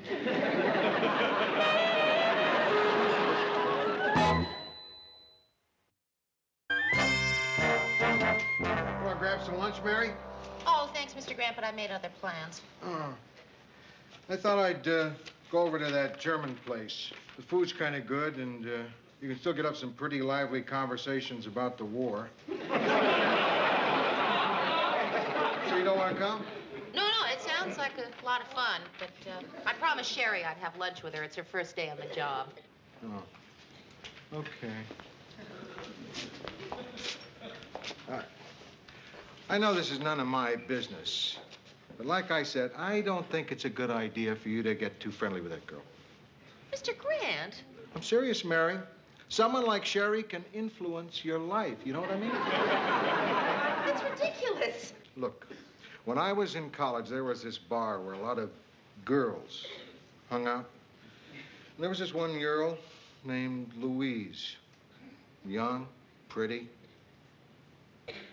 I kind of liked her. Yeah, I kind of liked her, and I thought maybe I could change her life. So one night, after the bar closed, I offered to drive her home. And after we pulled up to her trailer, I turned to her and I said, Louise, you're young, you're intelligent. Take a good look at what you're doing to your life before it's too late. I spoke to her for a whole hour. You know what she said? That'll be $20. Mary, that kind of woman doesn't change. And I just don't want to see your life get messed up because of Sherry. Oh, Mr. Grant, my life isn't going to get messed up. Oh, I don't know, Mary. You're different since you met her. Wait a minute. How am I different? Just give me one example of how I'm different. Remember a year or so ago when we were doing that series of reports on America's changing sexual attitudes? Yes. What'd you say? know? I can't remember something I said a year ago. I'll tell you what you said. You said, let's not put it on. What people don't know won't hurt them. Not a great motto for a news show, is it, Mary? But that's what you said. And now, la dolce vita. Mr. Grant, you know, you may be right. Yeah? You know what I did the other day? What? I went down to the docks. Yeah? And I wrote my name and my number in a phone book. For a hot time, call Mary. 30 million Frenchmen can't be wrong.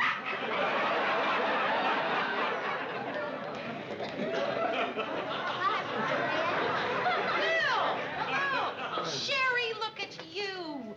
Doesn't she look terrific, Mr. Grant? Very nice. Sherry's so much fun to work with. You should have heard this funny thing she said this morning. These two tricks came in and wanted to...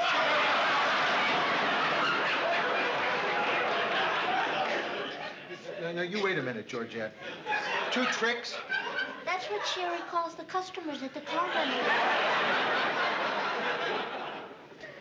I guess I'll just go get some lunch now, Mary. You ready for lunch?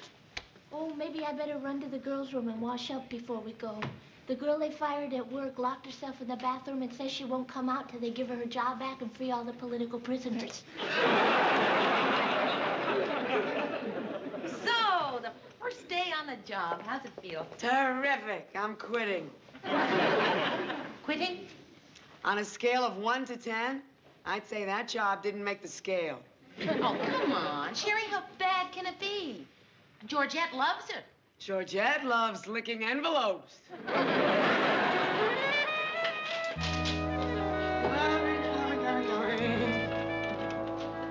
Hi. I hadn't seen you in a couple of days, so I just thought I'd stop by and see how you're getting on. Fine, fine. Fine. You managing okay? Fine, fine. Well, that's just fine. What have you been doing with yourself? Oh, this and that. Well, when you say this and that, do you mean primarily this and not so much that, or a lot of that and not so much of this? Mary, when I said this and that, I didn't mean that. Oh, come on, Pat. Didn't mean that. I just wondered if you were having any luck finding a job. Yeah, I've been having a lot of luck. Really? I didn't get a job. Look, Mary, I've been through the wine ads every day. There's nothing here that I like. There's got to be something you want to do, something you want to be. Yeah, there is. I've been seriously thinking of becoming a burden on society. Outside of that, nothing really interests me. What about dreams? Didn't you ever dream of being somebody? Everybody has that kind of dream. Yeah? What's yours? Well, I've had my dreams. I just don't like to tell them. I don't want anyone to laugh at me. But sometimes when I'm home in the newsroom, my mind wanders and I dream about being this famous ballerina. I know what you mean. I've had dreams like that myself. Terrific. What are your dreams? I used to dream that I'd like to become a dress designer. Well, that's wonderful. Did you ever try it? Yeah, once in high school, I made a dress for a friend. I fitted it right on her. And did she like it? I hope so. I forgot to put the zipper in. As far as I know, she's still in it. Sherry, why don't you give it a try for just a couple of weeks? I mean, you might find you have a real flair for this. Come on, what do you have to lose? What's the matter, Sherry? Afraid to take a chance? Afraid you'll find out you don't have the talent? Just don't have the guts to try it, is that it? That's it, Cookie.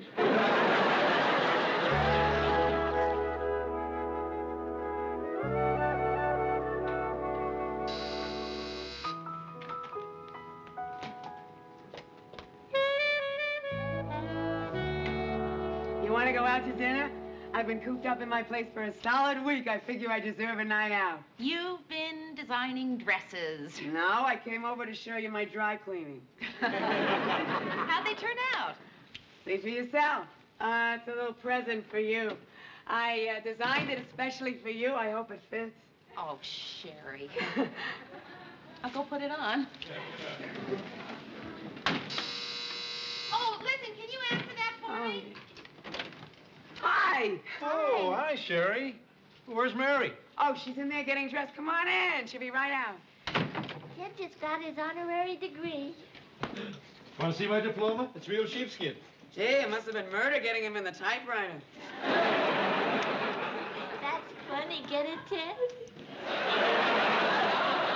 Well, sure I get it. I'm a PhD.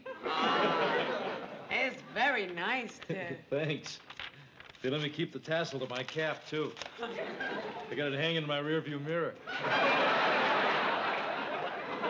You know, it's always been one of the big regrets in my life to never had a chance to go to college. College. Flirtation walk. Fraternity handshakes. Panty raids. Election of the homecoming queen. Kissing rock. Yeah. Higher education must be a wonderful thing. Look, I'm not sure if this fits right.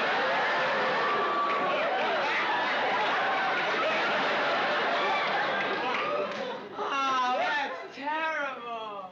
Well, No, I forgot the most important part. It must be in the car. I'll be right back. Oh.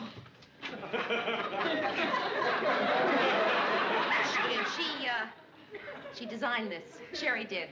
She designed it especially for me.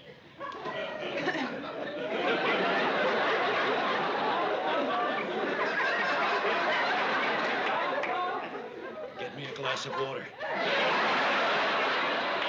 But, Ted, you just had all that soda. Get me a glass of water. It's very nice. It sure shows off your skin. Speaking of skin, you want to see my diploma? Oh, maybe later, Ted. Georgette, am I being too critical, or is this dress really awful? I don't know. It looks so terrible on you, I can't tell. You look so fantastic in your life. Ted!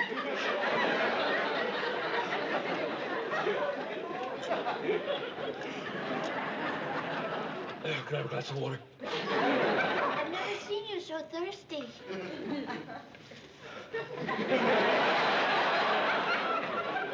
I know this may sound insane to you, Mary, but on those occasions when I dream of you, you're dressed exactly like that. Ted, please don't look at me that way. It's all right, I'm a doctor.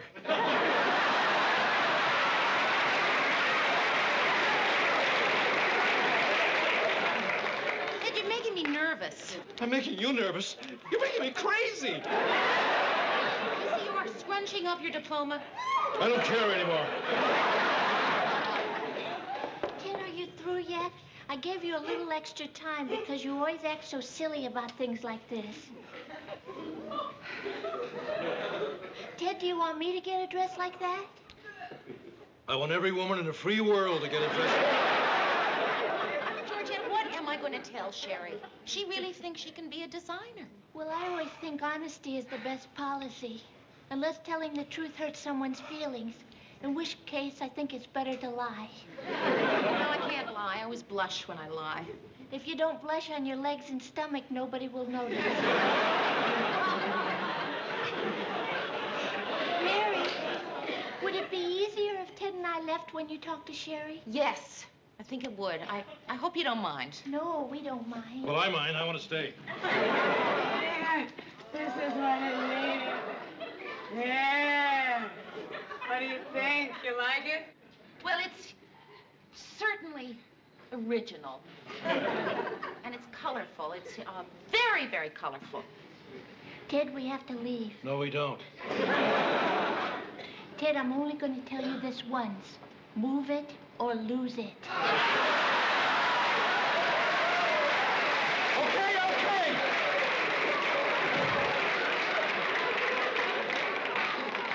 Well,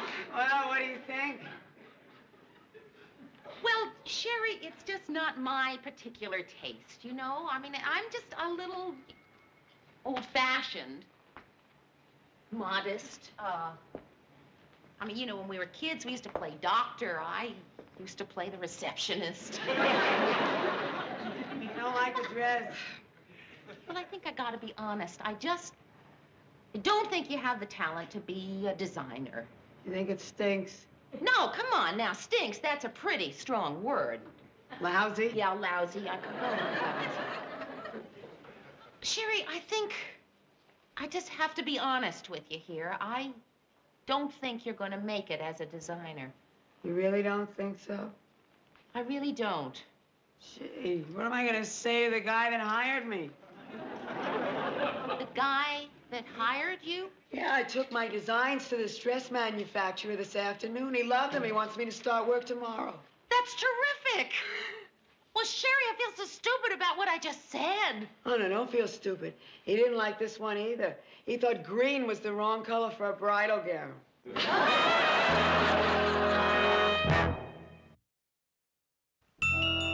Well, okay, give me a second, I'll change. We'll have a celebration dinner. Leave it on.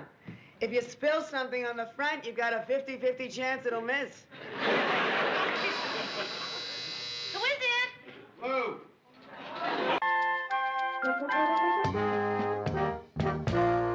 Any word on nominations for the Television Editors Award? What's it, Teddy time again? I nearly forgot. Nothing in here, Lou. Hi, guys. Ted, what are you doing in so early? My dear child, I've been working through the night. On what? You don't know how to do anything. Just a few letters I had to get out, my correspondence. These are all addressed to television editors. Why are you writing to them? Why don't you read us one of Ted's letters, Mary? Well, I wouldn't want to just That's tear okay, it's open an okay. They're envelope. not sealed. You can't get the bulk rate if they're sealed. Dear Ed, I know you're not supposed to criticize a critic, but I can no longer refrain from telling you that I consider you the most brilliant reviewer in the Western Hemisphere. Your review of Tony Orlando and Dawn will live in literature. My hat's off to brilliance, Ted Baxter. Ted, it won't work. Why not? It worked last year. I won, didn't I? Well, you're not going to win twice in a row. People win twice in a row. Lots of people. That's the real test, Mary, winning twice in a row. And after that... Impeachment.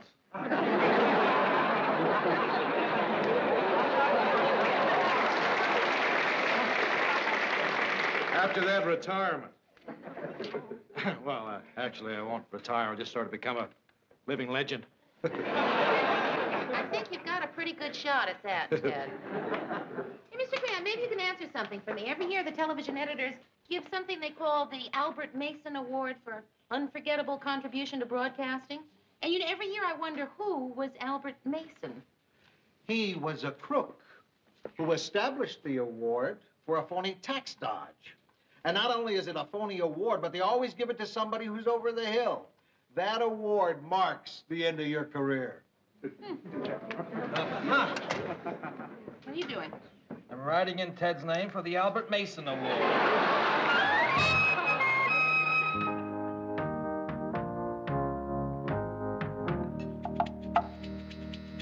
Who is it? It's Georgette. Hi. And Ted. Why? Brought you some groceries. Well, thank you, Ted. What for? We just came from a supermarket opening. Ted cut the ribbon and they gave him all this. Yeah, we have to go visit a hospital. I don't want to carry it. Besides, generosity's second nature with me. Are you, visiting anyone in particular in the hospital, or are you just, window shopping? What's part of my campaign for the Teddy Awards? I want people to think of me. Uh-huh. Well, I'll certainly think of you, Ted, every time I put out the garbage. They also gave him a bunch of balloons, but Ted laid those on the graves of the Civil War dead. You are a real lifesaver, Ted. You know that? I mean, I would hate to be caught with less than 9 boxes of Raisin Bran. This is wonderful. Ted hates Raisin Bran. He picks the raisins out with his spoon and flicks them at the cat. We have to go now, Ted. The photographers are waiting to photograph us. What hospital are you going to visit? Maternity. Ted wants to have his picture taken kissing a newborn baby. Yeah. Then I saw a picture of one of those things looked like. Anyway, I'm going to have a picture taken shaking hands with one.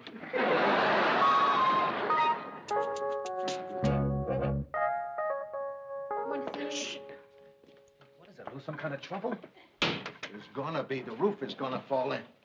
I just heard from a friend on the Teddy Awards committee, and this year Ted isn't even nominated.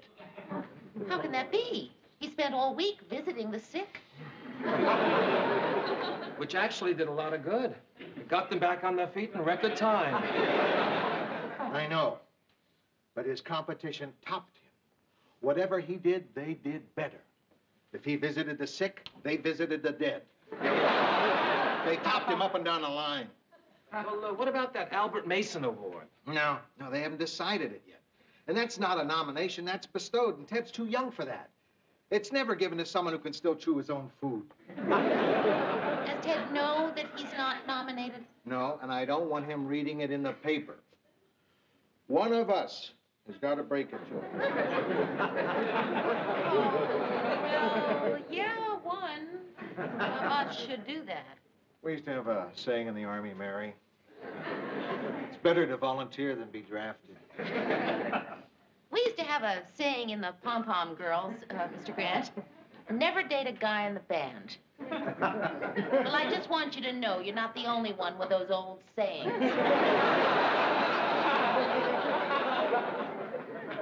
Okay, I'll tell him. Ted? Yellow. When you have a second, come in my office. Just a second, Lou. Well, what do you want us to do, Lou? You want us to stay or what? No, I better do it in private. And you don't know anything about it. Another thing. Let's play down the awards this year. What awards? Never heard of it. Yeah, this whole discussion never took place. Hi, guys. Hi. Ted. Hi, people. I am absolutely delirious. No kidding. What have you been doing? Sucking a fermented fig? There were two wonderful pieces of news. I have been nominated for a Teddy Award, and no one else at the station was. Which includes you, dear, and I feel terrible about it.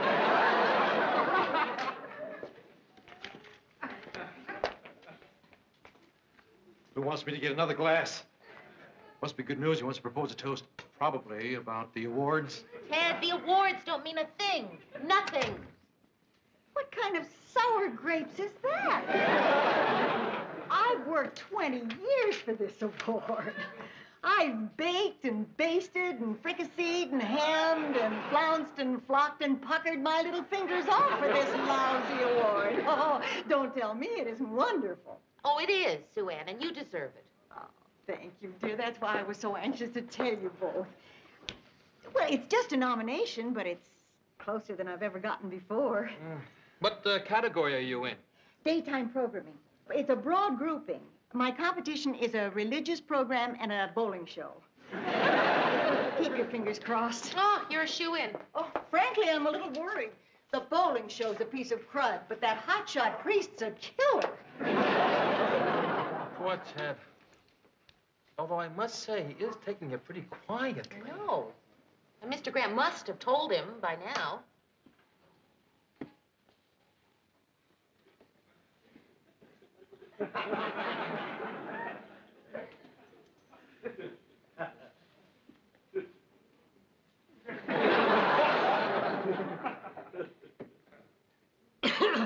Yes? I didn't say anything. Say, Lou, this isn't meant as a criticism, because I really love having these talks with you. I really do. Good. Good. But are you aware of the fact that we've been sitting here now for 5 minutes and you haven't said anything? No, it's really been 5 minutes. Where's the time?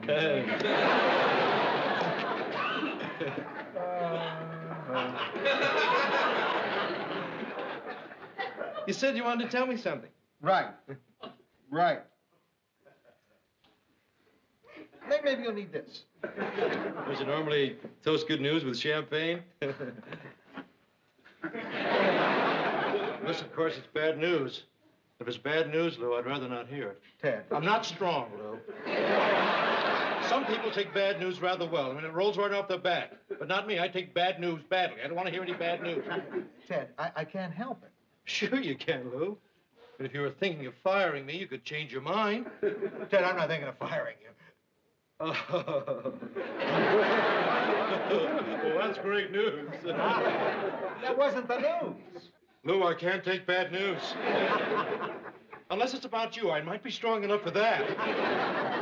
Ted, it's not about me. Look, take a really good mouthful of that. Come on, down the hatch. Down the hatch.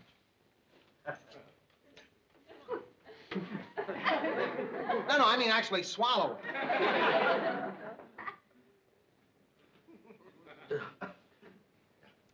Now, Ted, I'm going to give you some bad news, and I want you to take it like a man.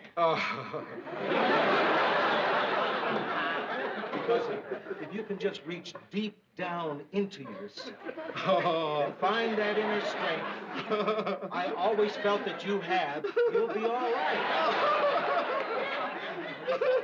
And what's more, you'll gain from knowing all this because you'll know that you're a real man. Oh, Lou. Why me, Lou? Why me? What have I done to deserve this? Ted, I haven't told it to you yet. You mean it gets worse? Ted! You're not getting a Teddy Award. You weren't nominated this year. I'm sorry, but there will be other years.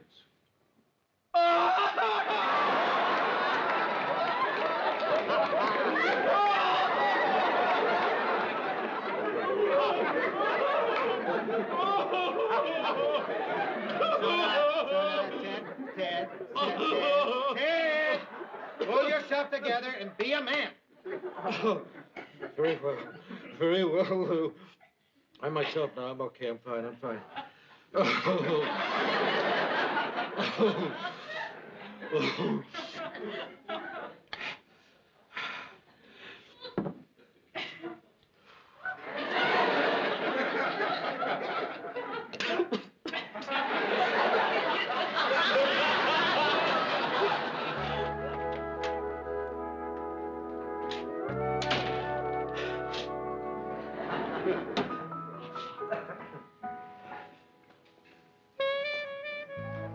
It's all right. I've decided not to commit suicide. Good. That's a good choice. I've got a better way of showing the world what they've done to me. I'm going to let my appearance go to hell.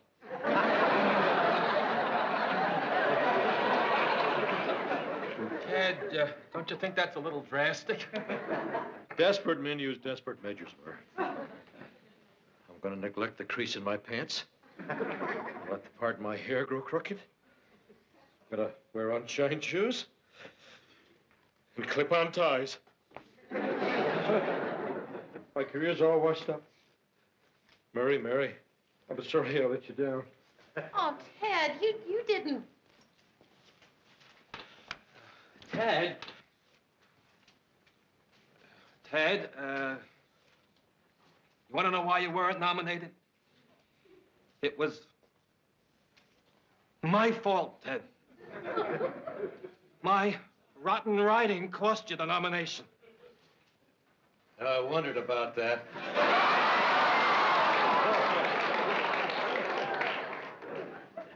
Well, now you can stop wondering and just don't blame yourself.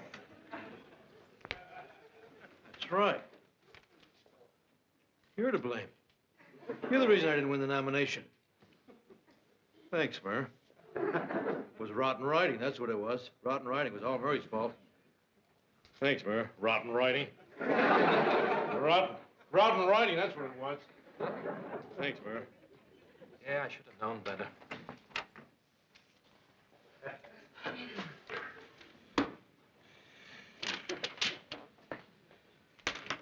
Would somebody get me a glass of water? I just had a bit of bad news. Mr. Grant, what's the matter? What is it, Lou? You look terrible. I must. They're giving me the Albert Mason Award.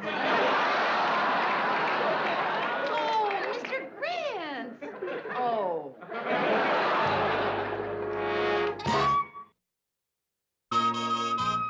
Hey, gals, have you heard the great news? The Teddy Brass has tapped me for a presenter's gig. Oh, Ted, those are the most wonderful words I've ever heard. What do they mean? That means I'm going to help present the awards. Actually, it's better than winning one. You're right, Ted, it is. Everyone knows that. Oh, Mr. Grant, here's the information you wanted. Oh, thanks, Mary. What are you grinning about, Ted? Ted's going to present the Teddy Awards. He was tapped with a brass gig. It sounds awful, but it's really wonderful. Oh, great. Well, I'm glad you're happy about the awards, Ted. I'm glad somebody around here is happy about the awards. Mr. Grant has been given the Albert Mason Award, and it's a big honor. Then why is he grinding his teeth? Because I don't want it. They only give that award to old crocs. I'm not an old croc. I'm a young middle-aged croc. Mr. Grant, will you just tell me what's so terrible about receiving an award? I'll tell you what's so terrible. The winner has to make a speech, and I'm afraid of making speeches. Lou, can I offer you a word of wisdom? Ted, you can't spare it. Way back, I used to be afraid of giving a speech for a large group. Then one day, an old radio announcer came up to me and he said, think of them as all sitting out there naked. I've never been nervous since. Well, occasionally I giggle. And once in a while I get excited. But never nervous. Well, I am. Mary, you handle this. I think I'll go get drunk. Hold it. Mr. Grant, you're not going anywhere. There's no need to go get drunk. What is I hate about awards? I mean, you see what it's doing to people? People are nervous, people are miserable. And for what? The award doesn't matter. Come on, it's our work. Our friendship, our respect for each other. That's what counts. Not awards. Awards are forgotten the next day. Who remembers, for example, the name of the Albert Mason winner last year? Carl Frobisher. Okay, poor example. Who was the best weatherman 2 years ago? Morton C. Foster.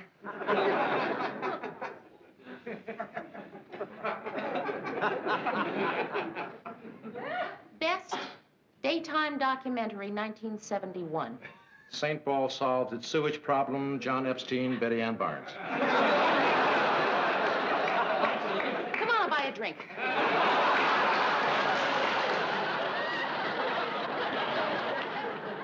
Best kiddie show, 1957. Buffalo Bob Fogle.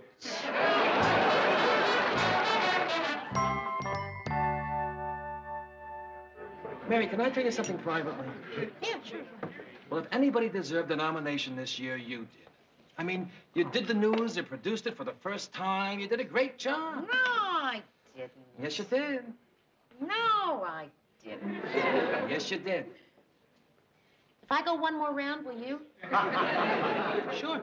No, I didn't. Yes, you did.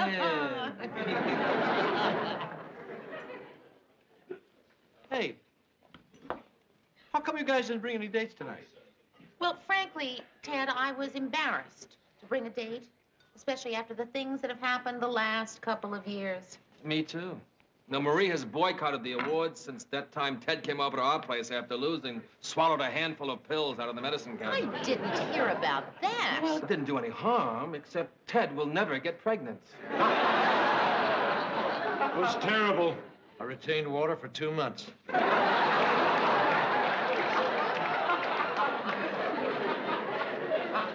have a hunch you're going to win, Sue Ann. I just have the strangest feeling deep down inside. So do I. I think I'm going to throw up.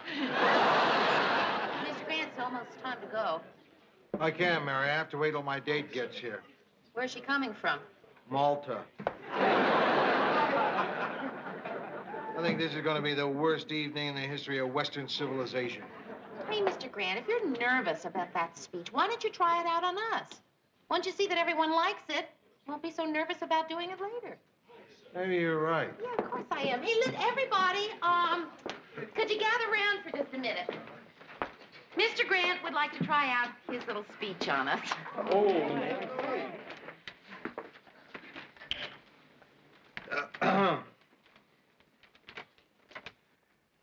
Ladies and gentlemen, and members of the Television Editors Association. Wonderful. This award is stupid. and I would tell Albert Mason to his face. But in 1967, he skipped to Argentina when he was charged with the crime of selling the military unsafe latrines. Thank you very much. Mr. Grant. Yes, Mary? You can't deliver that speech. Well, listen, it's a free country. You can't deliver that speech and remain in Minneapolis. No. But it's the truth. But you can't publicly ridicule everybody in that room. You know, Mary, for the first time, I'm sort of glad to get that award. Lou? Huh? I thought it was great. You took my tip and pictured everybody naked, huh? No, Ted, I didn't picture everybody naked. That's funny, I did.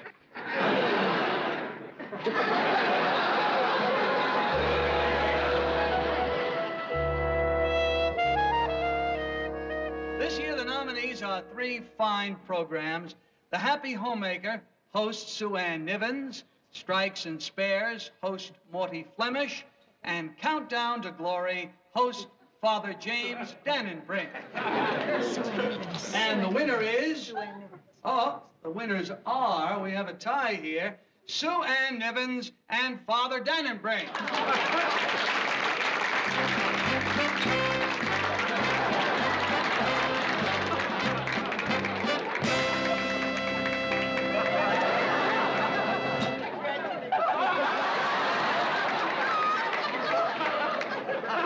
I'm just so excited.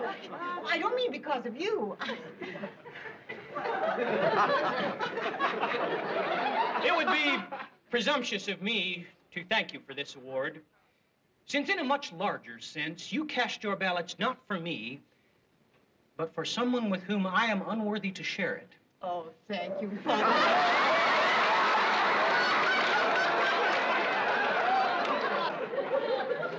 This award confers great honor. It also carries certain financial benefits. It will be contract time very soon. Thanks to you, this year, Father Dannenbrink and I can really put the screws to the big shots.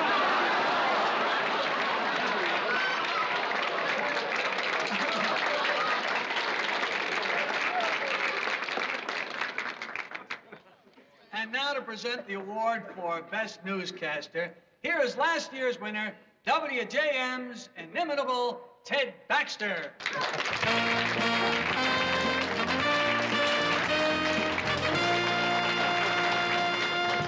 Hey, good to see you again. How you been?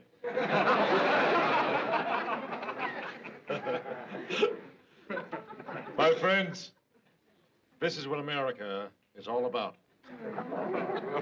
A former winner getting up here and giving away an award he should have won himself.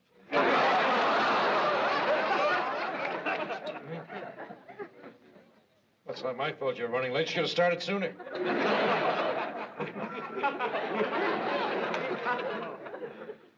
What is an anchorman? Wasn't it Shakespeare who once said, all right, all right. Nominees are Ernie Reeves, headline report, Pete Aldi, evening headline, Les Stewart, reported evening, and the winner is... Les Stewart. Really?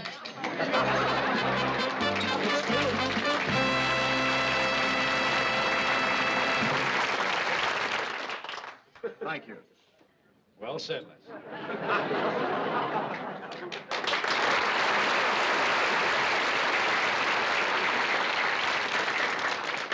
That's it. No one else but me. And so it is now my privilege to introduce this year's winner of the Albert Mason Award, the grand old man of the WJM newsroom, Lou Grant.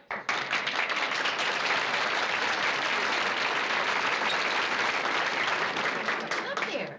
I'm not gonna go up. No, you've got to. I'm not leaving this chair. Mr. Grant, you have got to go up there. He said I couldn't give my speech. I have nothing to say. Can someone accept the award for him?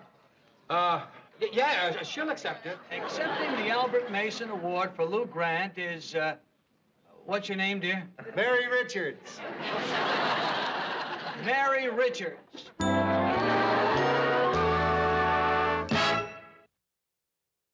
Mr. Grant, I am not going up there. You won that award. Now you are going to accept it. Now go up there. Go. You're right. I gotta do it. I gotta do it.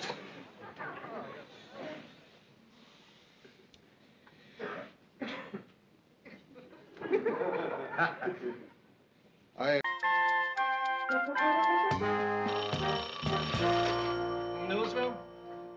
Who? Mrs. Morgenstern? It's Rhoda's mother from New York. She says she can't talk long because somebody's waiting to vandalize her phone booth. Mrs. Morgenstern, how are you? Well, no, I'm not busy Thursday night so far. Why? Tony Kramer is coming into town. I don't know Tony Kramer. What do you mean, would I like to? No, Mrs. Morgenstern, I really, hello, Tony. Thursday night. Yeah, sure, Thursday will be fine. 8 o'clock. Well, thank you. It was nice talking to you, too. Bye-bye. Listen, Mrs. Morgenstern. Yes, he did. He sounded very nice. But Mrs. No, you're right, Mrs. Morgenstern. I'm not. Bye. You're not what, Mayor? Getting any younger. Hey, guys. Everybody gotta hear this. It's the most exciting thing that's ever happened to me. Come on in, Lou. Great news. What is it now, Ted? Oh, Lou. How come every time I come to you to say something, you say, what is it now, Ted? Like I'm gonna say something dumb. How come every time I see a duck, I expect it to quack? No. You answer my question first. Well, what's your hot news flash, Ted? All right. I just got a call from this guy. He's coming up to meet me now. He's setting up a school for broadcasters, and he wants to use my name. The Ted Baxter Famous Broadcasting School. It'll be right here in Minneapolis to start, but it could spread all over the country. Unless they find a vaccine for it. Look, Ted, if you want to get involved in this, that's your business. But don't you get the station mixed up in it, understand? Right, Lou. Me in, station out. Check. Ted, you know, this kind of thing takes a long time to set up, and a lot of money, too. I mean, if it doesn't work out, you could lose your shirt. But that's the beauty of it, Mayor. This guy Marsh has all the experience and the money. All he wants from me is my reputation. Well, in that case, you've got nothing to lose. There he is. Alan Marsh. How you doing, partner? Great. Hey, everybody, I want you to meet Alan Marsh. Al, this is my entourage. Wait a minute. Don't tell me. Let me guess. Lou Grant, Mary Richards, and Murray Slaughter, right? You know, Ted's told me so much about all you guys, I feel like I know you. What you were doing when he discovered you, how he found you, cleaned you up, gave you your first break. Oh, they don't want to hear all that, Al. So, Marsh, Ted tells me that you've had a lot of experience in setting up these schools. Tell me, what do you get out of it? Pleasure. You know what it feels like to watch a kid off the street turn into a disc jockey? You see, Lou, it's kind of a mission with me. I travel around, I stop in a city, I sort of plant the seed, nurture it, watch it sprout. Yeah, sounds fine. What do you need Ted for? Fertilizer.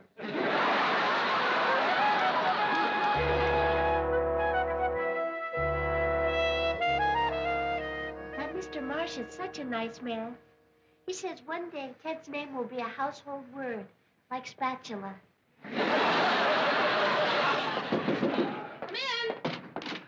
Hi, Mary. Hi, Ted. Hi, Georgette.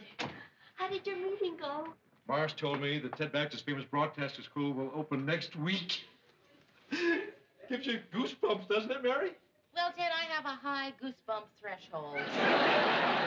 I guess you wouldn't know what it's like to claw your way up from the gutter. What'd you make? Come on, Ted. You didn't claw your way up from the gutter. He clawed his way up from the middle class.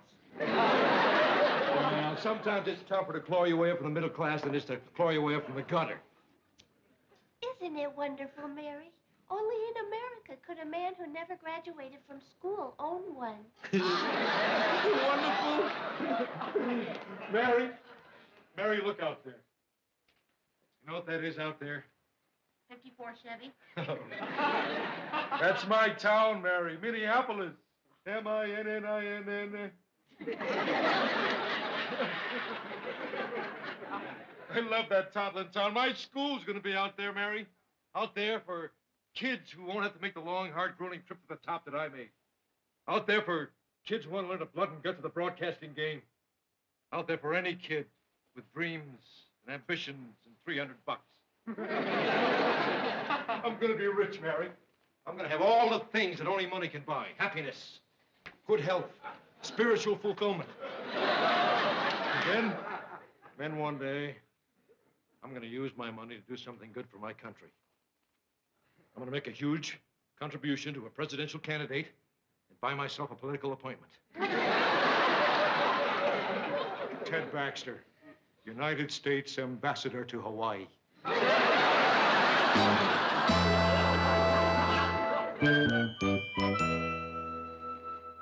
This is the night, guys. The official opening of Ted Baxter's famous broadcaster school. I guess you guys are probably as excited as I am.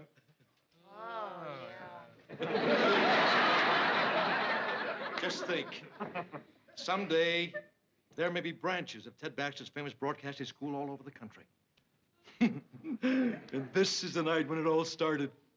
Well, now you know how Colonel Sanders felt when he licked his first finger.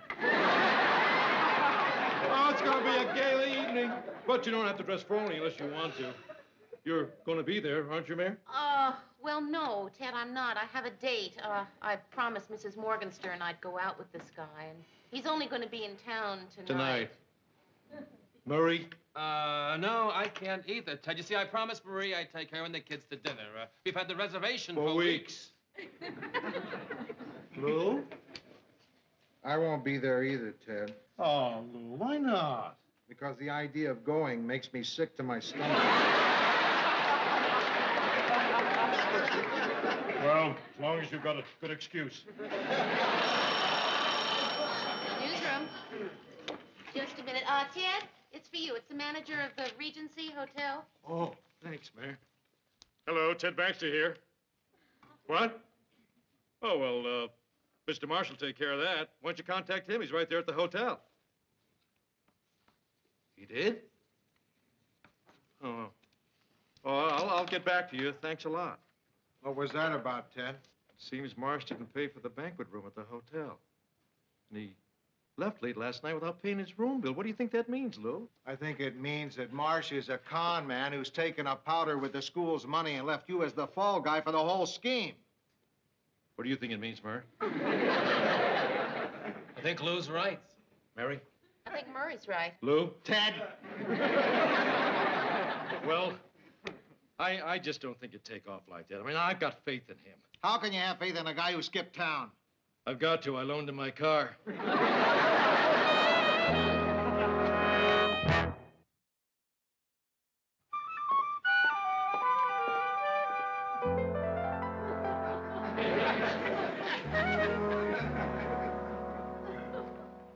Boy, I guess I really made a fool of myself taking in by a cheap con artist.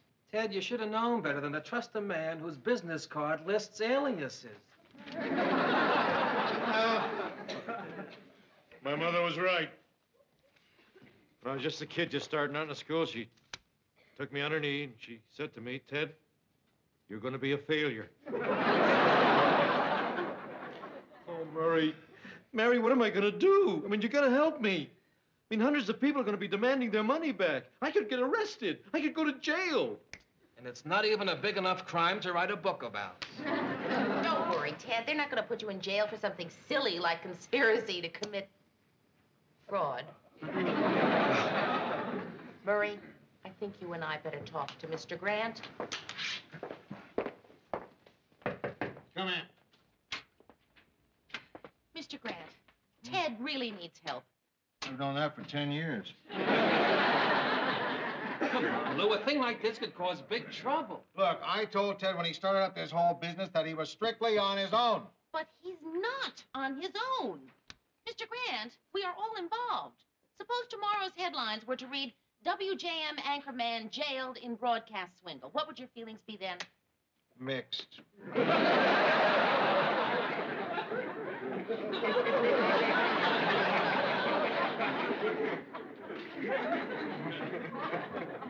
Maybe you're right, Mary. Yeah, Lou? How much will that hall for tonight cost? $200. Pay it, then you go there and tell those students what happened. I don't have $200. You haven't managed to save $200 on your salary? Oh, you mean in the bank? Ted, refund everyone's money.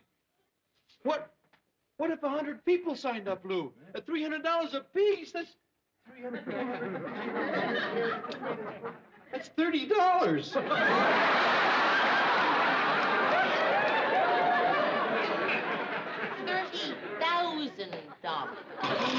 $30,000, Lou.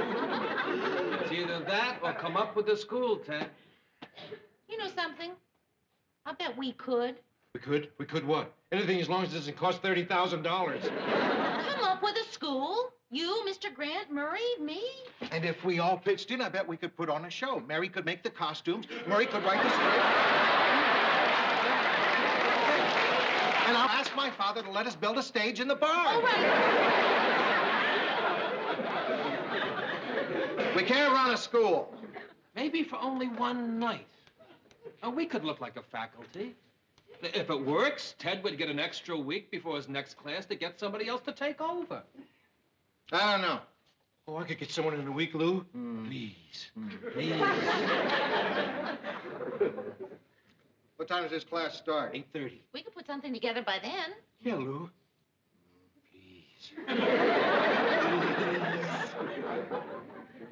Okay. Thanks, guys. Thanks, Lou. I can't tell you how grateful I am. And if ever there's anything I can do for you, remember, all you have to do is ask. Get out of my office. You got it, Lou. Now we're even.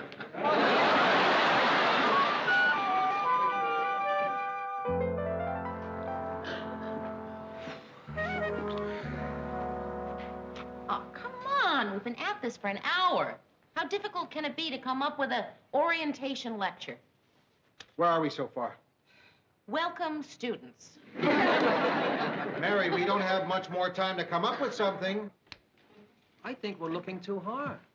I think it's right here in front of us. Now, we're all in broadcasting, right?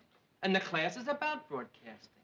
So all we have to do is tell the class how we do what we do. That's terrific. Murray, of course you'll tell about writing. Mr. Grant can talk about what he does, budgets, scheduling. I don't want to talk about budgets. Well, that's what you do. I know, but it's boring. I don't want to talk about budgets. Yeah? I'm looking for a Mary Richards. My date, I forgot. Tony, it's so nice to meet you. Nice to meet you. Come in, won't you, please? This was Lou Grant. Lou? In there, and Murray Slaughter. Murray? This is Tony... Kramer. Kramer. Very nice Nice to meet you. Oh, these are for you. Thank you. Tony, I really have to apologize about tonight. Since I talked to you on the phone, something has come up, and I'm going to be busy for the next couple of hours. Oh, So, well, that's all right. I've really got nothing else to do. I don't know anyone else in town, so if you don't mind, I could just wait around and we could go out to dinner afterwards. Well, sure, if you don't mind. Great. Do you like French food? I don't know why I brought it up. I don't know how to talk about what I do. I don't know what I do. I just do it. I like French food myself. That and Chinese are my favorites.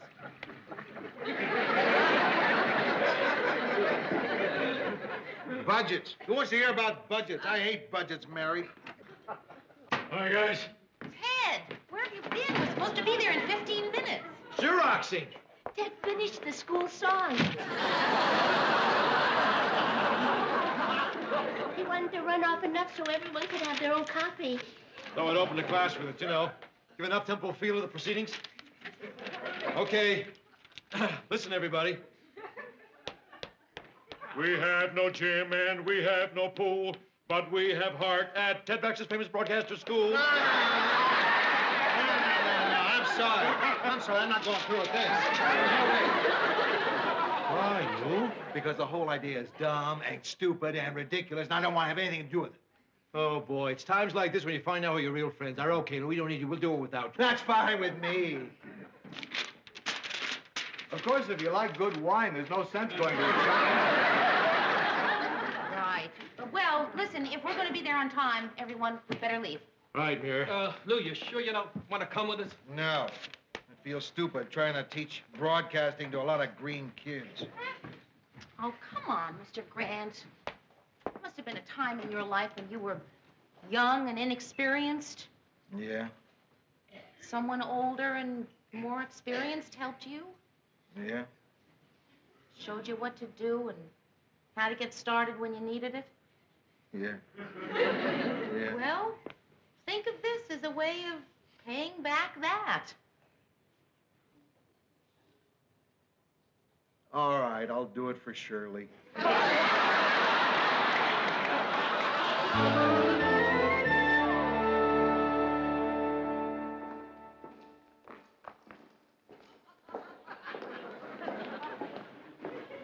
Do you like French movies? Yes, I do. Very much.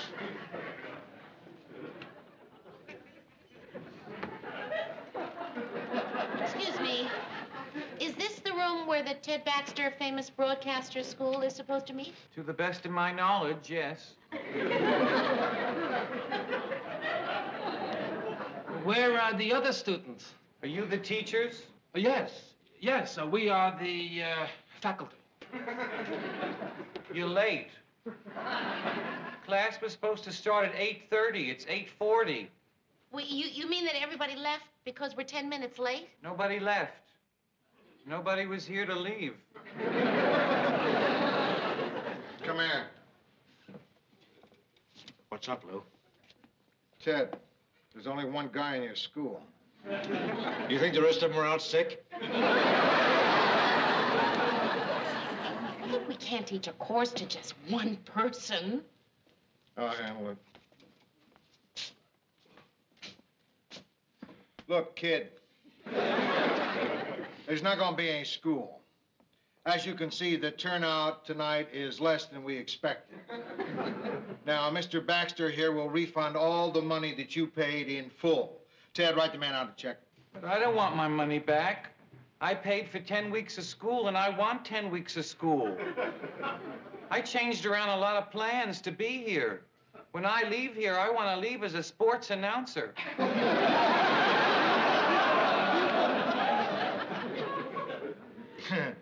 Listen,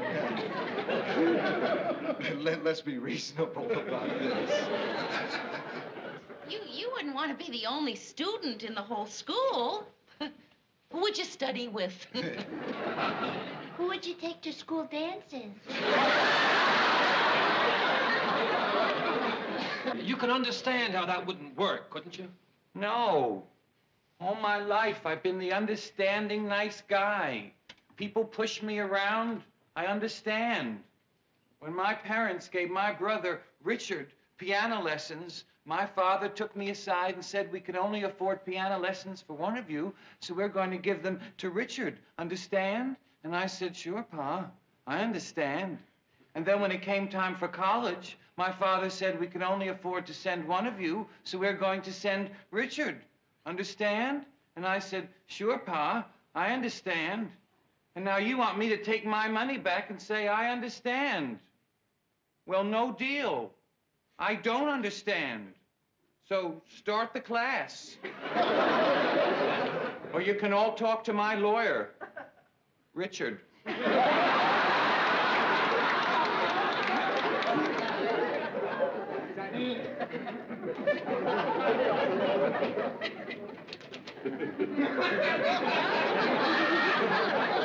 Testing 1, 2, 3. Ladies and gentlemen, I'd like to take this opportunity to welcome you all to the first semester of the Ted Baxter Famous Broadcaster School. I want now, if I may, to introduce the members of the TBFBS faculty. On my far right is Lou Grant, the executive producer of the WJM 6 o'clock news. Please hold your applause until everyone's been introduced. Next to him is Mary Richards, producer of the WJM 6 o'clock news. And next to her is Murray Slaughter, head writer for that same news show. And, of course, that's Georgette. She's my chick, so I like to have her around. And last but not least, well, yes, as a matter of fact, he is least. What's your name again, fella? Tony Kramer from New York. She's Mary's date for the evening. Thank you. Thank you. Now, this will be an ambitious program of intensified study in the many and varied aspects of broadcasting. I think I see a hand out there. The gentleman in the plaid jacket, would you please stand up? What's the passing grade for this course? The passing grade. Lou, you want to field that one?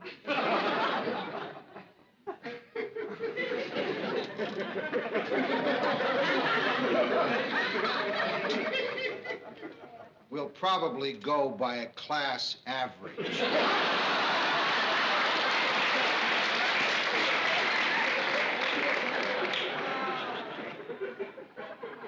Is that plotted on a normal bell curve?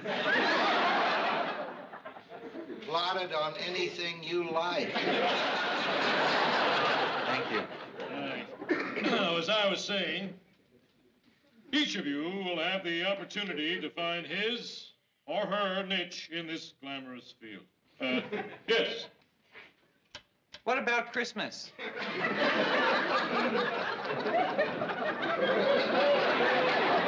Hurry!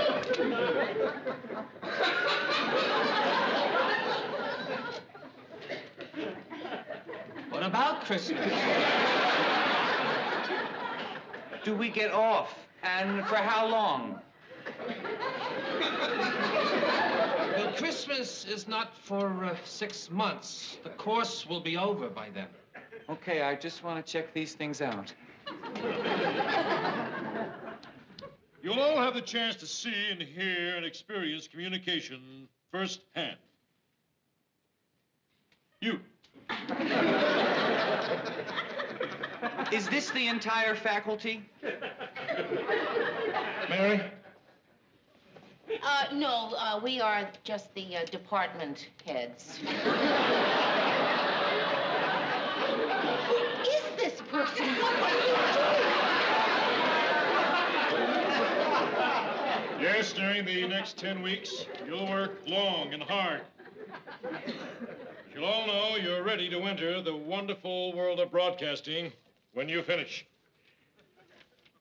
At the end, there will be a graduation ceremony. And I have high hopes of getting Eric Severide to be here personally to congratulate you. Now, before we continue, let me just mention that immediately following this orientation class, coffee and cake will be served, and we can break up into smaller groups so that we can get to know each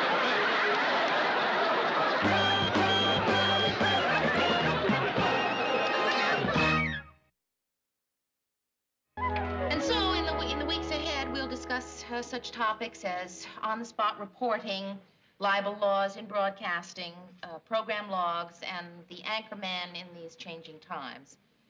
Thank you. No, don't.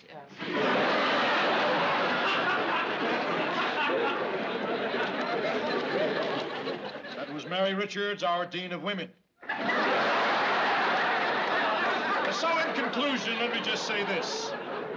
Tonight, you have taken the first step on that long but exciting journey to being a broadcaster.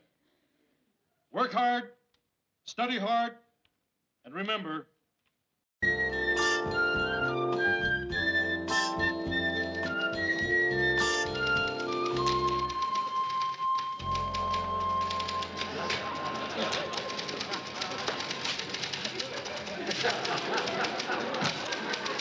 Ted, what are you doing? I'm having some new publicity shots taken. Since when do you smoke a pipe? I don't. Bought it for the photo session. Do I look like Cronkite? Actually, more like Mammy Yokum. Oh, Lou, don't go in your office. You're going to miss Mary coming back from lunch. Well, maybe you can tell me what it was like later. Lou, you know that guy she's been going out with the past 4 months? The guy we think she's kind of serious about? Well, I think he may be with her. I'll stick around. Mary, serious with somebody?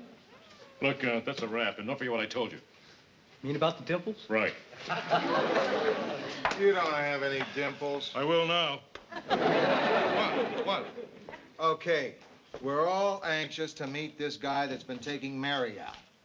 All right, out of fairness to Mary, let's try not to make her feel uncomfortable. You didn't look at Murray once when you said that. Dad, when there's a fire, you don't aim your hose at the hydrant. Indeed not. Mm-hmm. So why don't you get lost, Ted? But I want to see him. Ken, that was really a great lunch. Thank you. Sure. Look, Mary's guy is broken. Ken Arnett, I would like you to meet Murray Slaughter, Lou Grant, and Ted Baxter. Hello. Hi. How are you? Good to meet you. Nice to Heard meet a you. lot about you. Hey, how'd you break the old wing? Oh, my dog did it. I was getting out of my car, and he jumped up and slammed the door in my hand. Would have been better if you told him to roll over and play dead. Listen, I want to go over a few things with you guys in my office. Oh, yeah. Well, it's nice meeting you, Ken. Same here. Ted, aren't you coming into my office? No. So, Mary, this is the guy you've been seeing all this time, eh? Well, I approve. Set your hook, cast your line, and reel him in. Listen, I guess you two want to be alone. I'm not going to say another word. Just pretend I'm not here. In fact, you can even talk about me if you want to. Okay, then. I'll see you and Stevie at my place about 7 o'clock tomorrow. Huh? Okay, right. Stevie? Who's Stevie? I don't know any Stevie. Stevie is my son, Ted. You going out with a married guy, Mary? No, Ted, divorced. Oh, split city, huh? Well, that's too bad. Listen, it's no disgrace to be divorced these days. Ted? Just because his first marriage didn't work out doesn't mean he's going to botch it up again. I think I better get going, Mary. Okay. Listen, I'm a little nervous about meeting Stevie tomorrow. I mean, I hope he likes me. Not only will he like you, but meeting you will make his voice change. Bye. Nice talking to you, Ken. Oh, yeah. Ted, do you trust me? Well, sure I trust you, Mary. Then, Ted, would you take off your left shoe? Okay. Okay. And now would you take off your sock? Okay. And listen very, very carefully. Okay. To me now, Ted. The next time you see me talking to somebody and you think of something to say that would be appropriate or add to the conversation, I want you to take that sock and stuff it down your throat.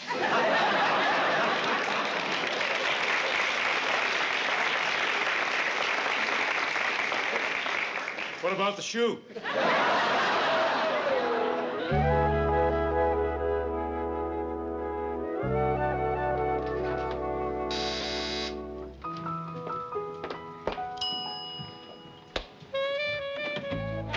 Hi, Mary. Hi. This is Stevie. Steve, this is Mary Richards.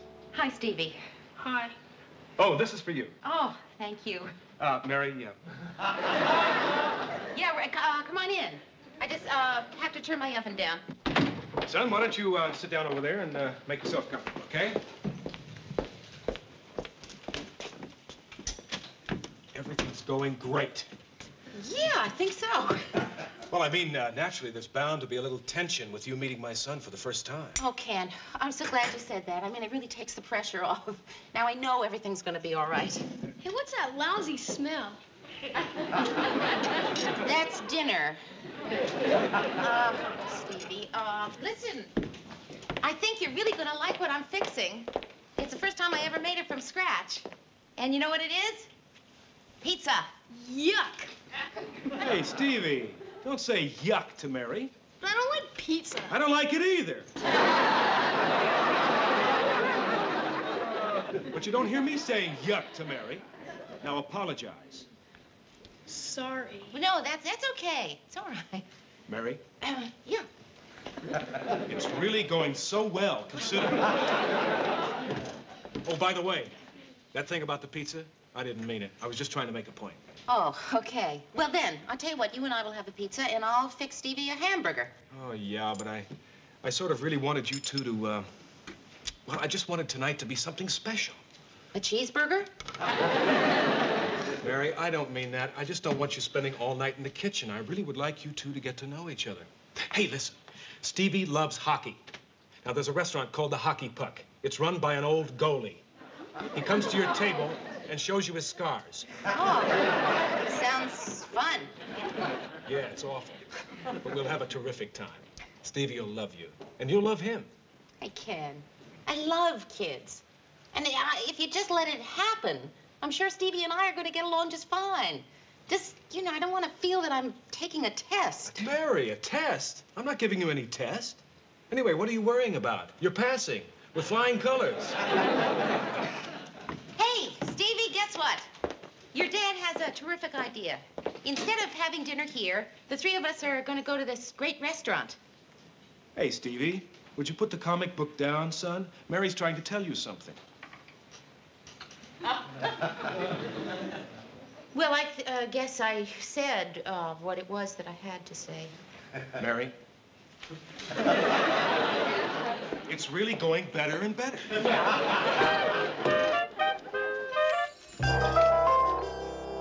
Hey, Lou. Do me a favor and help me pick out the right picture. I'm not crazy about this one. I have sort of a faraway look in it. Not far enough. Hey, this is a great one. See how I captured that thoughtful look? Like an idea just occurred to me? You must have used a time exposure. Come on, Lou. Help me pick out the right pictures. Hey, no, Ted, those pictures aren't bad. What'd they cost you? Nothing. You're kidding. No, I asked him, what do I owe you? And he said, just give me whatever you feel like paying me. Hey, does anybody know what's the matter with Mary today? What do you mean? Well, I just took her to lunch, and when I asked her what she wanted to eat, she said, what's the difference? Well, maybe she just wasn't hungry. And then, right in the middle of her diet plate, she looked up at me and said, you know something, Mary? Life isn't a bowl of cherries. Hey, that's pretty rough talk for Mary. She does sound a little upset, but I wouldn't call it serious. Well, Lou, I haven't told you the worst. All during lunch, her blouse wasn't tucked in. Mary untucked? Yeah, and when I mentioned it to her, she left it untucked. She's really upset. Upset? She's going to hell on a handcart. Hi.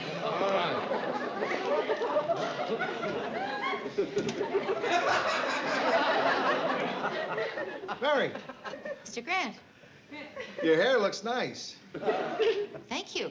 Yeah, what do you call the way you got it? Combed? Yeah. Yeah, suits you. Thank you.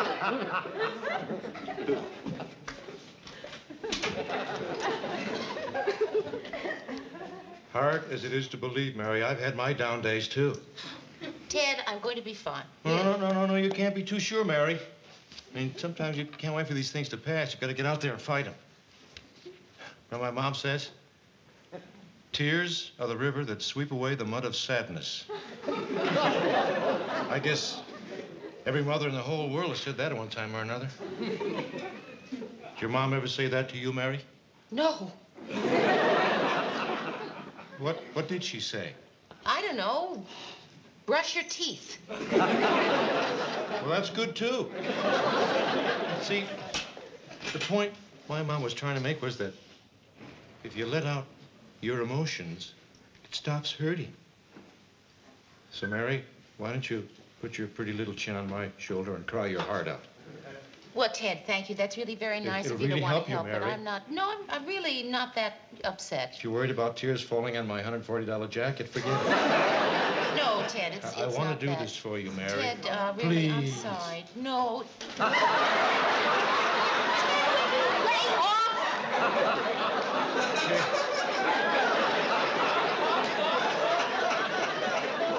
make you feel any better, Mary? No! I know what it is. You're afraid to open up to a man. What you need is another woman. I'm going to find you somebody that's warm, compassionate, and understanding. Oh, Sue Ann. See, would you do me a favor? Mary's really got the blouse. Would you stay here and help her until I find somebody that's warm and compassionate?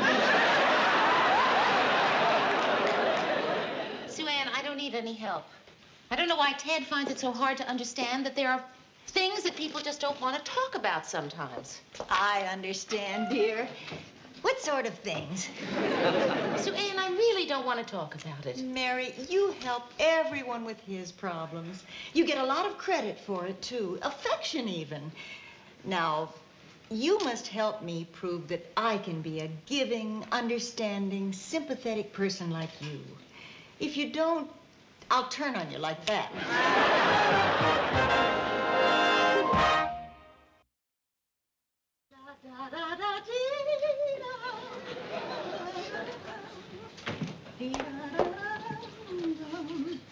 Sue Ann, what are you doing? I'm removing stubborn rust stains from your sink. If you're going to snare him, you have to prove that you're a good homemaker for little Stevie. Now, Sue Ann, why would I be interested in snaring Ken? I mean, aren't we past that point? I mean, that whole idea that women are out to snare men. I mean, Sue Ann, aren't we finally past that notion? No.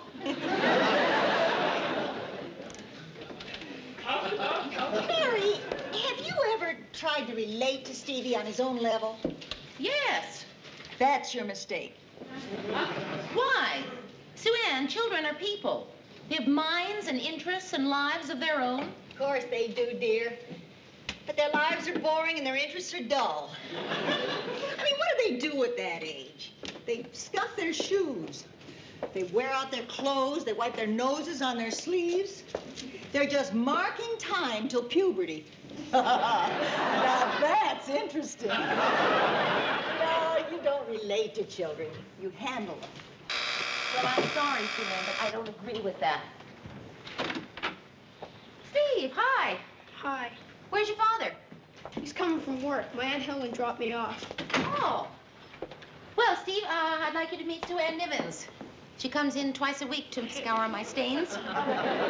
Hello, Stevie. Would you like some cookies and milk? No, I'm too old for cookies and milk. Oh. How about some Fritos and a beer? Sue Ann, you really don't have to stay. Oh, that's all right, dear. I haven't quite finished over there anyway.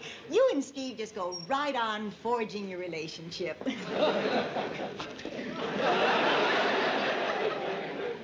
What are you reading there? Comic book. What's it about? I don't know. That's why I'm reading it. The Fantastic Blob. Huh. Is he a good guy or a bad guy? They don't give bad guys their own comic books. Right. Of course they don't. I should have realized that. I used to like comic books when I was your age. I used to love Wonder Woman. Do you know her? Sure. I used to love the way she'd ward off bullets with her golden bracelets. Gee, every month I couldn't wait for the next issue to come out. Oh, I remember this one story when Egg Foo, her arch enemy, had her trapped in this giant mustache of his, and he had her tied up in one end of the mustache, and in the other end of the mustache was her boyfriend. What was Steve Trevor. Right. Well, anyway, just before Egg Foo was about to crush them both, Wonder Woman worked her arm free and twirled her magic lasso around his head, and she cracked it into 1,000 pieces, and the world was safe for democracy once again. I just thought it was wonderful. Do you like Wonder Woman? No, she's too butch.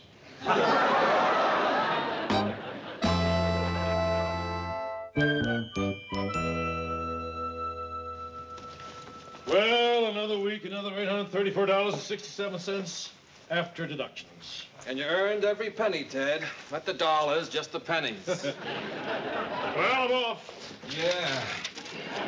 You know, it's been a good week for news. Some good human interest, a couple of juicy scandals, and just enough disasters to be interesting without being depressing. Good work, Mar. You coming, Mayor? Yeah. Well, I hope you have a good weekend. Thanks, you too. I got a big one planned. Maria and I are gonna look at a new car. Oh, yeah? What are you getting? Oh, I'm not. My neighbor got one. We're gonna pack a lunch and go look at it. Uh-huh.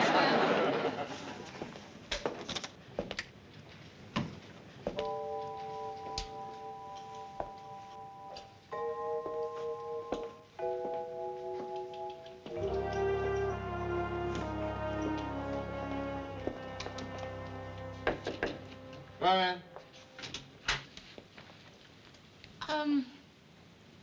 Could I hang out with you for a little while? Yeah.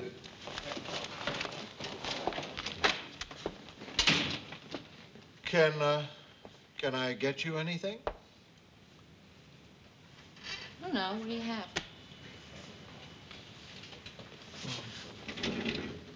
Oh, you're in luck. I have a raspberry lifesaver. Oh, good. Oh, wait. No, it's your last one. I tell you what. You take the last of the lifesavers, I'll take the last of the scotch. I think I'm getting the best of it. You're not kidding. That lifesaver is older than this scotch. Am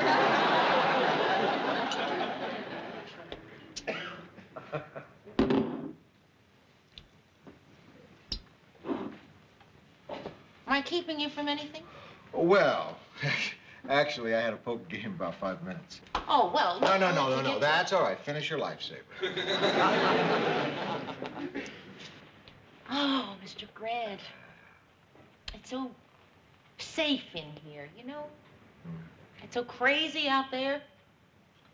What's the trouble? Well, I'm going with this guy, Ken. Mm-hmm. And he's really terrific. You know, he's one of the best men I've met in a long while. But he's got this blind spot about his son. What's that? He likes him. And you don't? Oh, no, it's not that. Of course it is. That's your whole problem, Mary. You can't say something negative about anybody. You don't like the kid.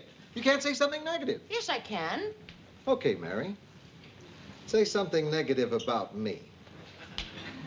Okay, you know what's wrong with you? You can't say anything positive about somebody. I can, too. Yeah, okay, say something positive about me. Go ahead. No. I'm not going to say anything positive about you until you say something negative about me. Come on. Okay, all right. I don't like the way you dress. You wear baggy pants, the tie is narrow. They haven't been wearing narrow ties. Collars. Mary, the deal was one negative thing. I thought clothes came under the heading of one thing. Pants is one thing. Okay. You think my pants are baggy? Oh, Mr. Green. No. That's okay. That's okay. I asked you. And I did it for a reason. I think you should be that honest with the boy's father. If you can do it with me, you can do it with him. And believe me, he'll respect you for it. Okay. Thank you. Wait a minute. You never said anything positive about me. You have really good judgment about a lot of things. I care what you think. Thanks, Mr. Grant. Or else why would I be so upset by your vicious remark about my pants?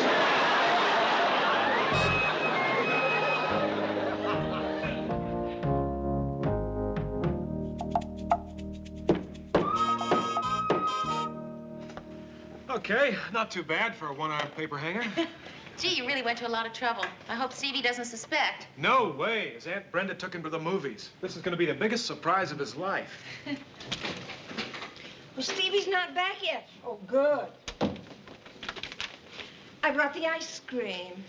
Mary, this is my ex-mother-in-law, Ethel Kendricks. Ethel, this is Mary Richards. It's very nice to meet you. Same here. Well, I'll take this to the refrigerator, and then I'll put the candles on the cake. You know, it just occurred to me that this party might not be too comfortable for you since I've invited so many of my ex-wife's family. Oh, no, don't be silly. I've been really looking forward to meeting your ex-wife's family. Well, it won't be all that bad. After all, we all have something in common. What? We all love Stevie. Yeah, tough not to love him. Such a wonderful kid, isn't he? Don't you think? Huh? Right, Mary? He really is, isn't he? Well... Stevie's not wonderful?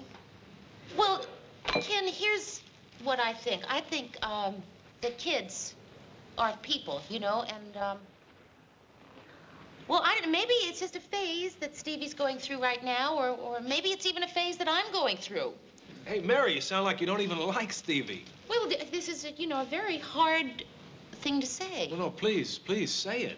Okay, I guess what I'm trying to say is that even though I realize that things are going to get better, you know, and that probably in a couple of days, even I'm going to just love Stevie, right now, I just don't like Stevie. Oh, excuse me. I don't believe what I just heard. Oh, you don't like Stevie? You don't like a 12-year-old boy? That stinks. Here we are. I hope we're not late. Hi, I'm Stevie's Aunt Helen. Hi, Mary Richards. She says she doesn't like Steve. Doesn't like Stevie? What kind of thing is that to say? Who invited her? Jack, this woman doesn't like Stevie. What is she, some kind of a nut? Well, What's the matter? This one here says she doesn't like Steve. Who is she? Ken's girl. Oh. So you had to get divorced. Well, you had a perfectly good wife who didn't hate your son. What have you got against my grandson, you hussy? Okay, hold it. Let's get this straight. Mary is somebody I care about. Now, she may not feel the same way about Stevie that we all do, but that's her opinion, and she's entitled to it, however wrong she is. So I want everybody here to treat her with courtesy and respect and to make her feel welcome. I'm so glad you could come. It's really been pleasant. I love your pantsuit. Oh. Let's have lunch sometime.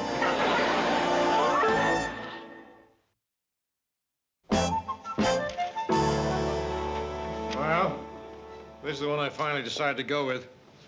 Isn't it a great picture? I call it Portrait of Ted Baxter. Right, like Dorian Gray. As the years go by, you're going to stay the same, but your picture's going to get dumber.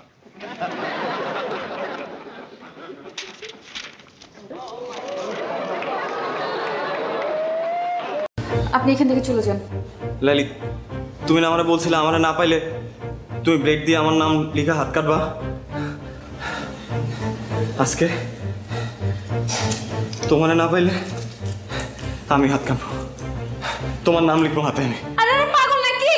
কি করবা লাগছে?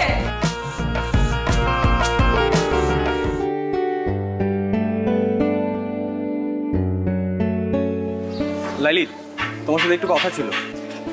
আপনার সাথে কোনো কথা বলবে না। Hi Laili. Laili please 1 minute. আপনি বুঝতেছেন না কেন ভাইয়া? বলছি না ও কথা বলবে না।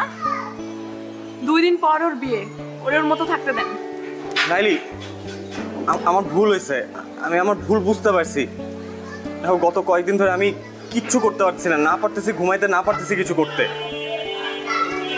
আমি তোমার সাথে অনেকবার দেখা করতে চাইছি, আমি পারি নাই, আমাকে দেখা করতে দেয়া হয় নাই। আমি তোমাকে ভালোবাসি লাইলি। আপনি হাঁচে আমার ভালোবাসেন? নিজের থেকেও বেশি। তাহলে আমি যা কমু তা শুনবেন? অবশ্যই। কি করতে হবে বলো? আপনি আমার পিছন পিছন ঘোরা বন্ধ করে দেবেন। লাইলি কি বলতেছে এসব? আপনি তো আমারে কইছেন আমি আমার ইজ্জত খোয়াইছি, লগে আমার পরিবারের ইজ্জতও খোয়াইছি। আমার আব্বাই ছেলে পক্ষের কথা দিয়ে দিচ্ছে, আব্বারে তো আর ছোট করুন না, নিজেরও যথেষ্ট ছোট করছি। আব্বার ইজ্জতে কোনো দাগ দেব না।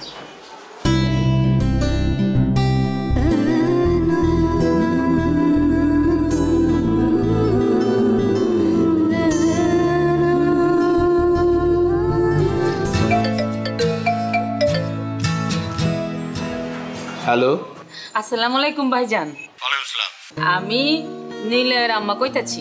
আপা আমি জানি আপনি কি কইবেন, আমার কিছু করার নাই। আমি লাইলিরে জিগাইয়া সবকিছু ঠিক করছি। ভাইজান কইতেছিলাম কি, আপনি লাইলির বাবা, দিন শেষে আপনার মেয়ে সুখটা আপনার কাছে বড়। কিন্তু ভাইজান লাইলি আমার পোলাটারে ভালোবাসে, আমার পোলাটাও লাইলিরে ভালোবাসে। কিন্তু আপনি যদি লাইলির অন্যখানে বিয়া শাদী দিয়ে দেন তাইলে তো ওরা কেউই সুখী হইব না। আপা আপনি কি আমার বাংলা সিনেমা চৌধুরী সাহেব মনে করছেন? হাত পা বাইন্দা আমি আমার মায়ের বিয়া দিতেছি? আমি যা কিছু করছি ওরে জিগাই করছি। ভাই সাহেব, আমার ছেলেটা লালিরে সত্যিই খুব ভালোবাসে। আপনি দেখেন আমার পোলাটা আপনার মেয়েরা অনেক সুখে রাখবো। আপনি যদি লাস্টে একবার যদি ভাইবা দেখতেন। আপা আমি অনেক ব্যস্ত, এখন রাখি। আপনি আমার মাইয়াটার জন্য দোয়া করবেন, আমি আপনার পোলার জন্য দোয়া করি। আল্লাহ হাফেজ।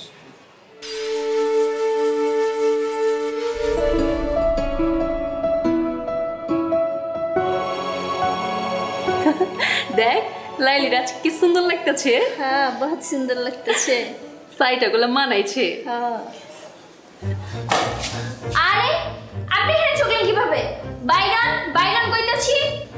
লাইলি তোমার সাথে একটু কথা ছিল। আপনার সাথে আমার কোনো কথা নাই কা, আপনি এখান থেকে চলে যান। লাইলি তুমি না আমারে বলছিলে আমারে না পাইলে তুমি ব্লেড দিয়ে আমার নাম লিখা হাত কাটবা। আজকে তোমারে না পাইলে আমি হাত কাটবো, তোমার নাম লিখবো হাতে। আমি আরে পাগল নাকি? কি করবে লাগছে? হেনি কি আছে? মামা, আয় মামা, মামা, মামা। এসব করার কাম নাই, আপনি এখান থেকে যান গা।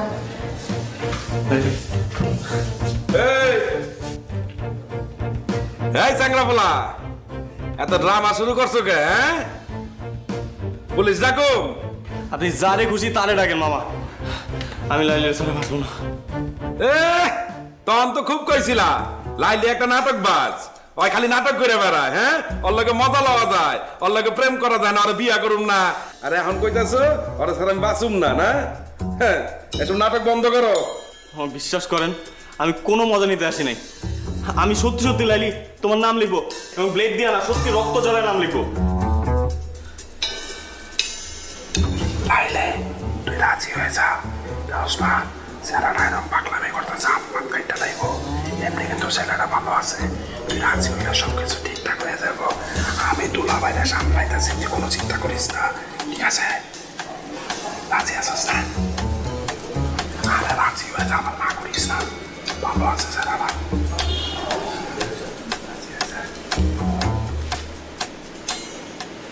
লাইলি আমি দিলাম কিন্তু, দিলাম কিন্তু। কি হয়েছে? এত গন্ডগোল খেলা? দুলা ভাই, নাম গো লাইলি, বুঝছেন?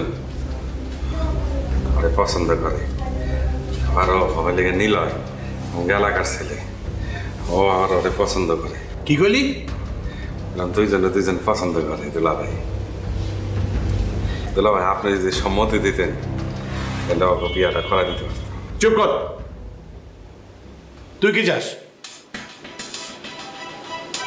ও বুঝছি। দুলা ভাই আপনি রাজি হয়ে যান, সমস্যা নাই। বুঝেন না কেন? দুজনে তো দুজন পছন্দ করে, বুঝছেন না?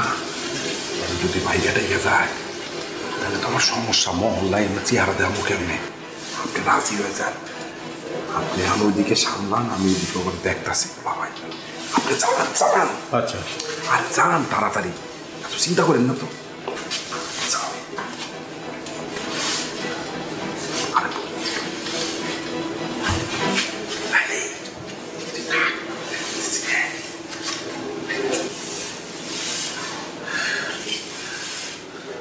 হ্যাঁ কও নাহলে কিন্তু কাটুন হ্যাঁ কও সমস্যা কি তোমার শেষ পর্যন্ত তুমি ঘুরি মাস্টার ব্লেড লাইলির কাছে ধরা পড়লা হ্যাঁ গুড়ি মাস্টার ব্লেড লাইলির কাছে হাইরে গেছে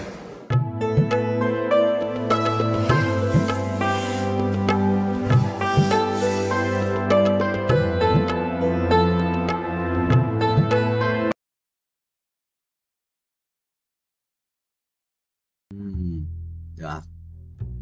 Khổng lồ, mua khổng lồ cái gì đấy? Mở doan. Cảnh vệ. Thần dương, 2 thần dương vật trời nhau. 2 khổng lồ. À không. Cảnh vệ xử lý rồi xong. Nhà tranh bài của tớ làm ơn đấy. Đâu đấy? Ngày phải đấy nhở? Cứ chơi chứ. 14 lap nhanh nhẹn. Bớt 4 rồi à, 1.2 à.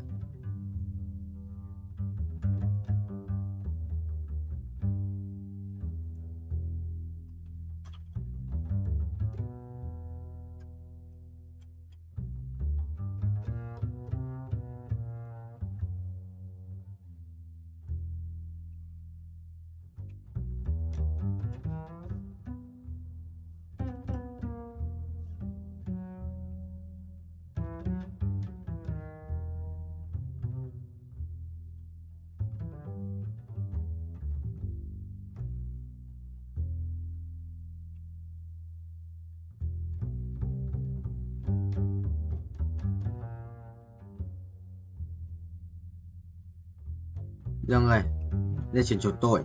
Thú tượng với cả giáp máu ánh sáng thì cái nào ánh sáng ngon hơn?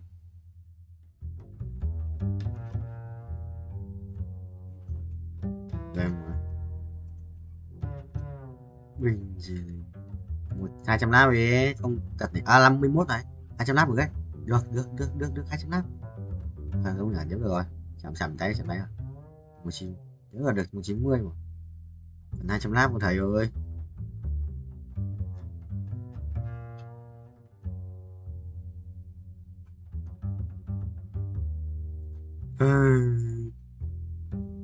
Bớt em đủ 80 củ bớt lần nữa ăn đét vậy rồi tao bớt lần nữa xong rồi tao mới cút về bên kia bớt lên 5 xong rồi mình cút về bên kia được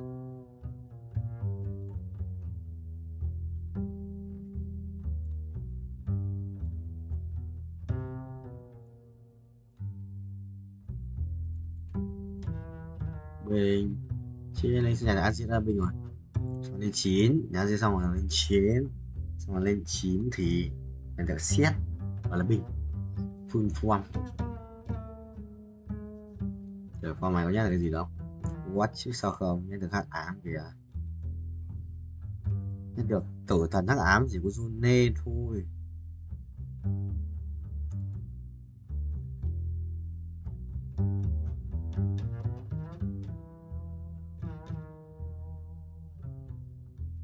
anh sẽ bay một chỗ ác quỷ nhá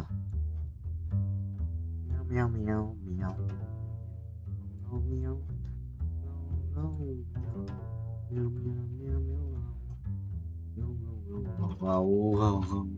không vậy ăn quay xóa được à đầu ấy nhỉ 53 củ thêm mấy lap nữa nhiều request này 200 মন্টুর বাসা ফাঁকা খালি বাসা পুরা খালি খাওয়া দাওয়া নাই তুমি আর আমি শুধু তুমি আর আমি একা একা কত বড় সাহস তোর হ্যাঁ তুই সাহস পাইলি কিভাবে আমার নিয়ে খালি বাসায় যাবি বাসায় আমার কথা বলো বিয়ের কথা বলো সিরিয়াস হও তুমি তো জানো আমার বাসার অবস্থা কি এমন ভাই যেন পৃথিবীতে কারো ফ্যামিলি যেন না জন্মায় মানে ওর জন্য আমি কিছুই হচ্ছে না ও ফেল করে আর বিয়েটা হচ্ছে না ফেল করতেছে আর হচ্ছে বিয়ে পিছাইতেছে কিন্তু আমার লাইফটা কোথায় যাইতেছে সেটা তো কেউ চিন্তা করতেছে না ও তো সেই ব্যাপারে কোনো টেনশনই নাই আমি যে তোমাকে কত ভালোবাসি এটা কি ওকে আমি বলতে বুঝাইতে পারতেছি বলো হ্যাঁ আরে কি হয়েছে না আমি আর বসে থাকতে পারবো না এতক্ষণ ধরে রিকশায় বসে থেকে আমার ব্যাক পেন করতেছে কোথায় দেখি দেখতে হবে না আমি আর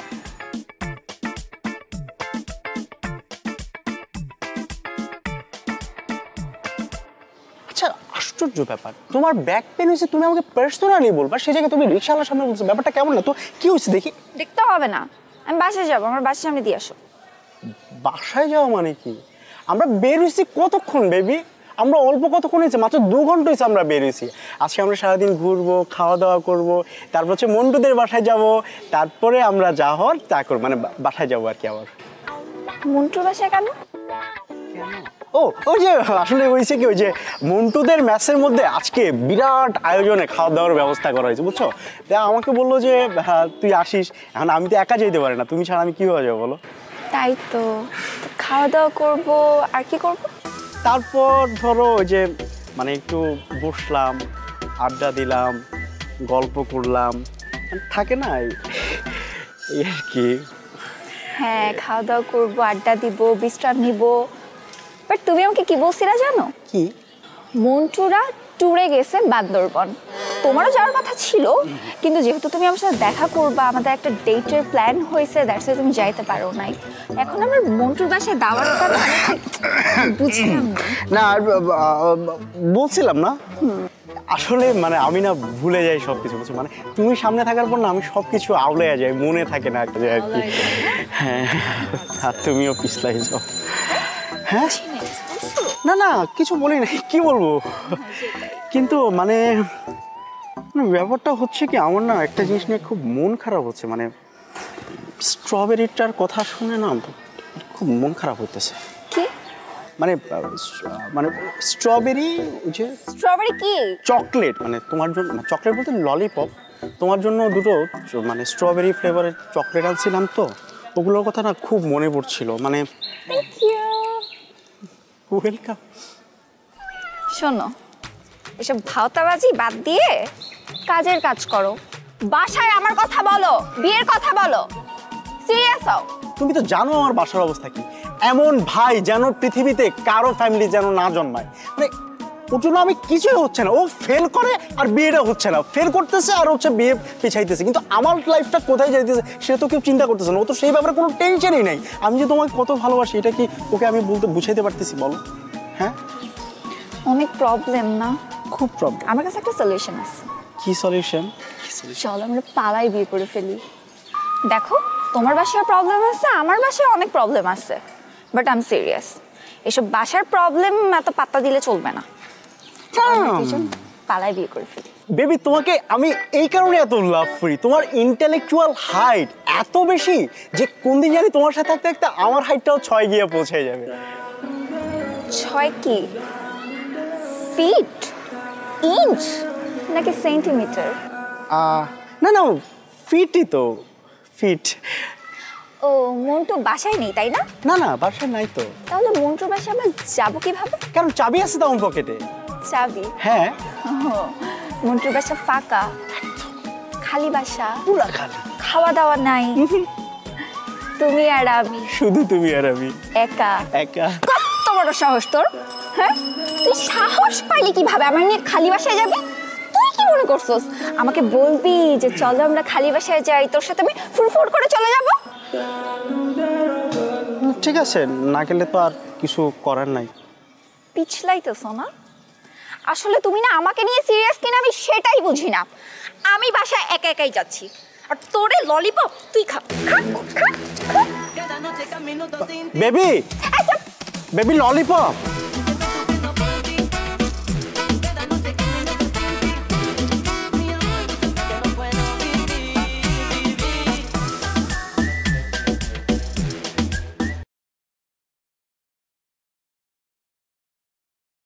Như phi công vậy.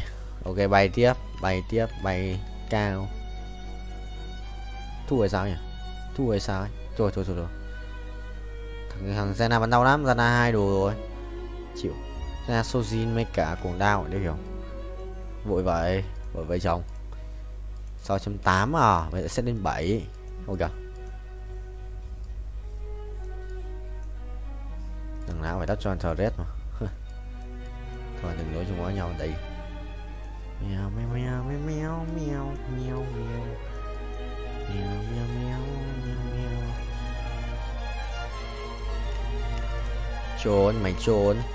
Lâm định mày nghe, lắp thằng này vào xong mày định Từ cái xếp tiền nhé, thề thua cũng được không nào. Bạn cũng khỏe nhưng mà chúng nó còn quỷ hơn cơ. Nếu sao gian na 2 đồ đéo chịu được. Quỷ đó chịu.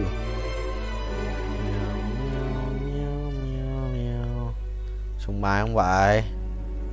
À, kiếm tiền, tiến kiềm 138M, sử dụng nhiều ấy, không bay nữa thì thôi.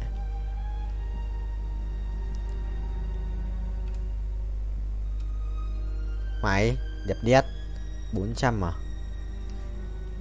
2 này quá 03, thử để mình nghĩ chợ hay sao. Chưa đến lượt 4 này 117 à?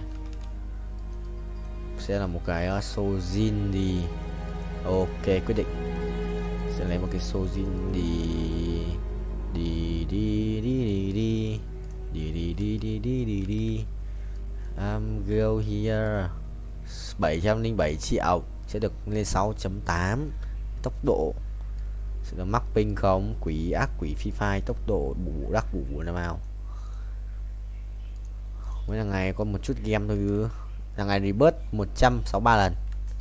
Kệ vậy.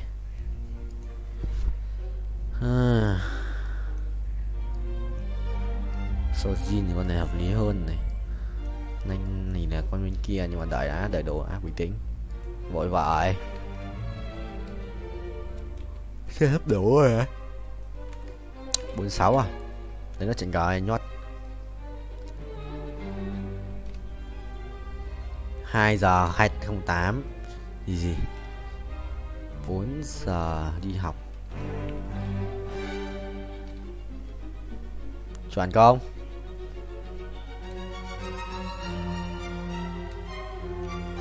Mai học xong nhá làm gì đi tập. Tài môn tổng sản tối tập tiếp.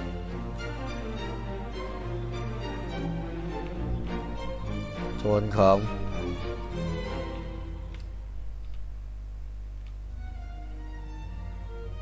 New request này, ngon. Dress change করতেছিস? Change করিস না, চল একটা TikTok বানাই। TikTok? হ্যাঁ TikTok, চল।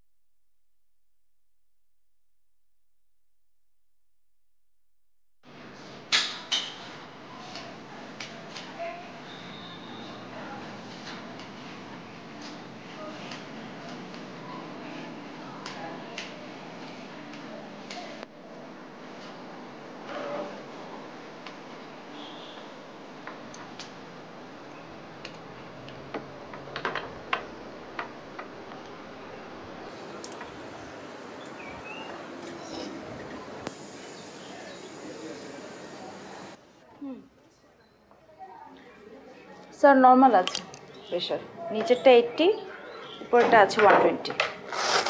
ঠিক। Thank you. Thank you. খামটা দে।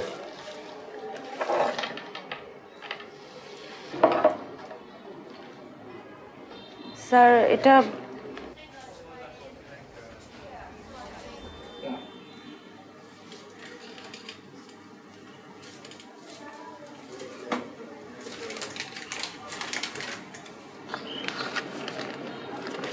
কি আশ্চর্য দেখছিস, 1000 টাকা দিল প্রেশার মারতে। তাও তুই জানিস উনি কে? উনি শহরে অনেক বড় ধনী লোক। এমন কোনো মসজিদ মাদ্রাসা নাই যে উনি দান করেন নাই।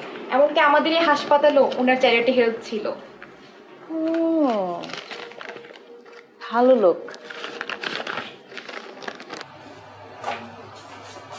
ড্রেস চেঞ্জ করতেছিস? চেঞ্জ করিস না, চল একটা টিকটক বানাই। টিকটক? হ্যাঁ টিকটক, চল। ঠিক আছে, এই ড্রেসটা পরবো, এটা পর।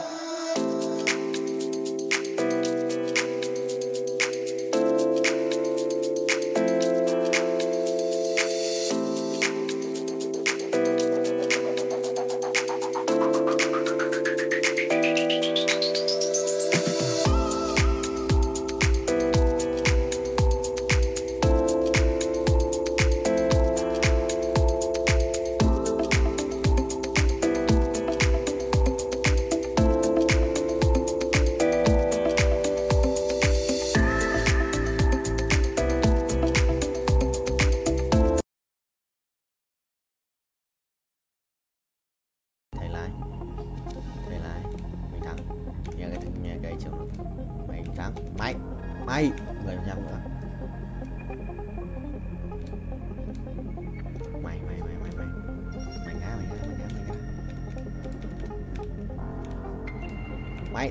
Mày ô, không được. Đùa tao. Xuân không. Xuân 7 bạn ơi. Hiểu được rồi. Xuân nhớ vậy.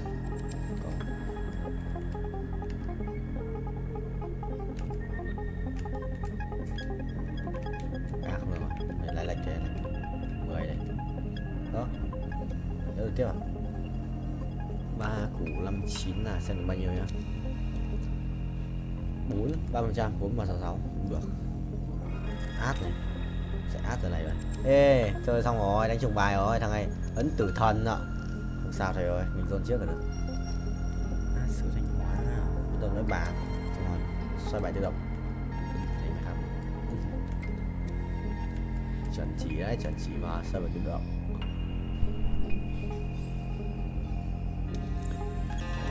Go. Binh Chi Linh gọi thầy ơi. Nhót không? Nhót, đét. Cho tao. Ngao vậy. Vẫn đang may, anh vẫn đang nhảy. Thắng mà. Let me show you darkness. Sai rồi. Sai đều. Phải lái vô à? Sao? Captain Vietnamese. Captain Việt Nam. Máy. Capture. Chuẩn không vậy bạn ơi? Chuẩn. 2 lần này. 2 lần.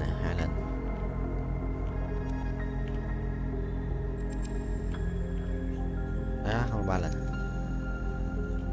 Lại nữa ta thể mình tính 3 lần này. 3 lần 1 lần là 4 này. 5 lần này. 5 lần 6 lần 6 lần 6 lần. Chờ được 6 lần 5 lần. Rồi 5. Chuẩn đi. Ngon. Còn một cái cung xanh nữa.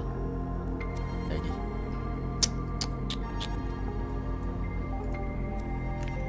Bài gọi là gì nhỉ?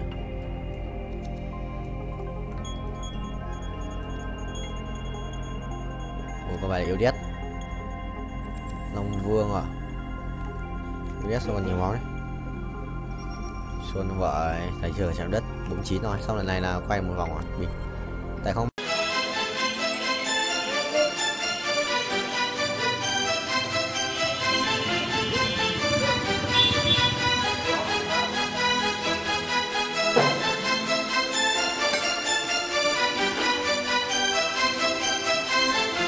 ভাই কি দেখেন? বাইকটা কি আপনার? হ্যাঁ আমার bike. কি হয়েছে? নাম্বার প্লেট কই? সেটা দিয়ে আপনার কি দরকার? রাইট দেন। হ্যাঁ রাইট দিই। কি হয়েছে? বেরিবাদ যাবেন? না ভাই এই মুহূর্তে বেরিবাদ যাবো না ভাই। ভাই চলেন না, আমার মায় অসুস্থ। ভাই আমার রাইড শেষ, আমার পোলার আছে জন্মদিন, আমার তাড়াতাড়ি বাড়ি যাইতে হবে, যাইতে পারবো না। তো আপনি আর একটা রাইড দেখেন, এ নিয়ে যাবে আপনারে।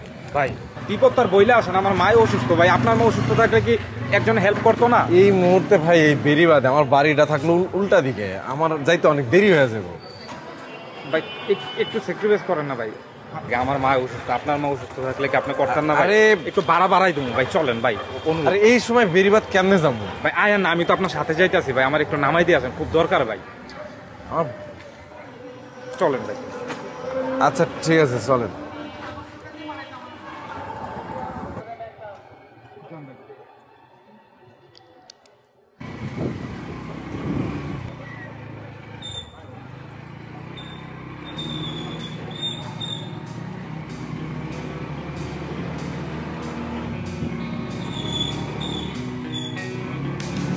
ভাই কোন দিকে?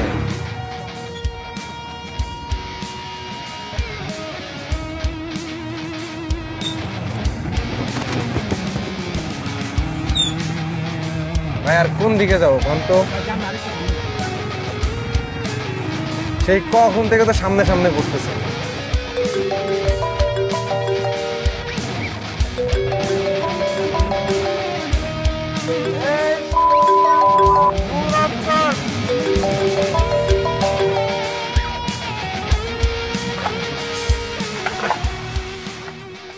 মা, সফিকে ডাক দাও।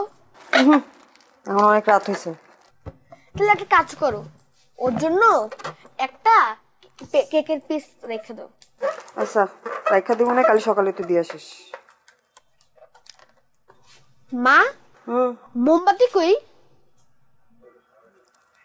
মোমবাতি আনতে তো ভুলে গেছি একদম।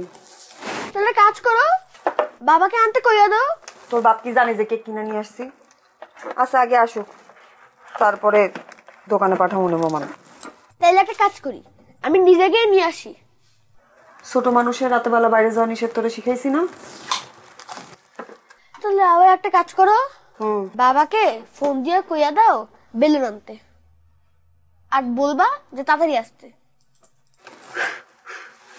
আর একটু অপেক্ষা করি, হ্যাঁ তারপর কমুনি।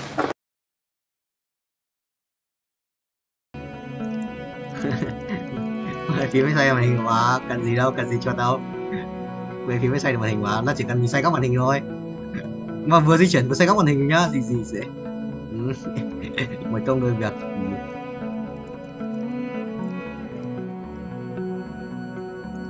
Ba tiếng là 120 của mình.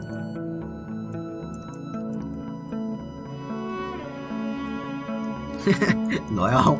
Nổi. Nổi. Chưa tài đâu. Rồi quay mới đầu nó giao anh hồi đầu tiên anh làm có mỗi mình anh làm, biết anh bảo là anh quay bao nhiêu tiếng một ngày không? Hồi đấy là anh không đi học mấy, thời tháng 10 anh quay 20 tiếng một ngày thì gì anh quay được 2 tiếng.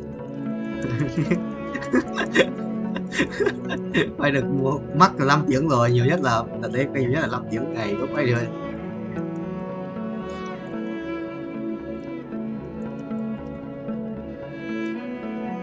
Hai trận à? Được cái nhở? Quỷ đấy. Được à?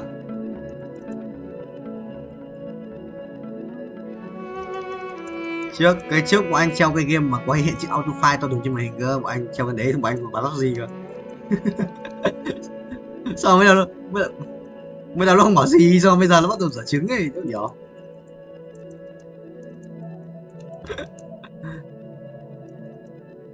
Thầy quay tiếng như vậy, thầy sang cái đấy nghỉ tí, ngồi tí một tiếng nữa xong là đi tắm đi ngủ.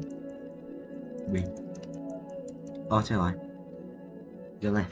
Dương này thôi, đéo số của tao này, tí đã, tao đứng dậy tao lấy.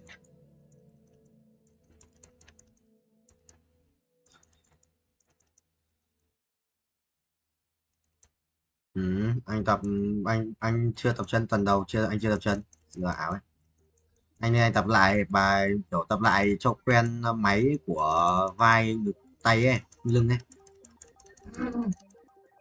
Chưa làm sao chưa quen, chưa tập lấy cái chân béo như lợn, chân toàn mỡ mà chôn đấy, chân toàn mỡ. Cái thằng yếu khôi nó cứ tập mỗi bài một tí ấy, thì khó chịu vãi.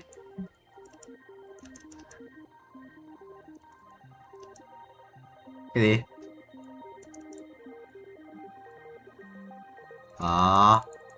Chưa chôn quá. Này hiểu. Này hiểu à, chôn đúng không? Nice thôi không nice tí bèo à.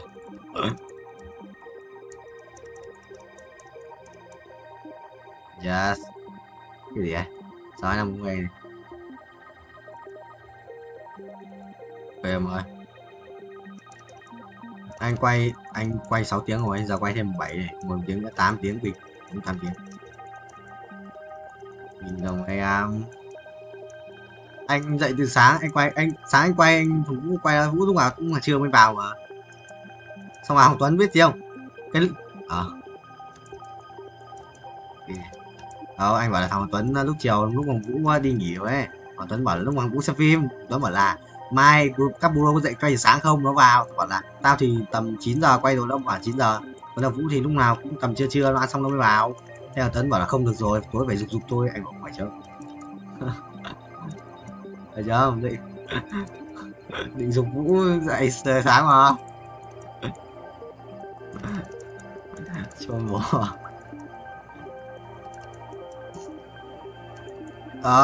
Khác mà, mới đầu là chỉ có 50 tiếng, tháng này đâu, tháng sau anh nhận lương xong và anh mới làm tiếp cơ. Yên nó dục 50 tiếng nữa trước ngày 15, trước ngày nhận lương luôn. Xong không phải trước ngày 15 luôn Vũ ơi. Nó trước tuần sau là đấy, là tuần đấy, không phải là trước ngày 15 nó vì đấy. Nó nói thêm với mình thôi. Nhưng bảo là tuần sau, đến tuần sau là phải từng đấy, là cần có từng đấy nhỉ? Phải. Lớp mà. Thằng Cương còn làm được 10 tiếng, 11 tiếng 400.000 kìa.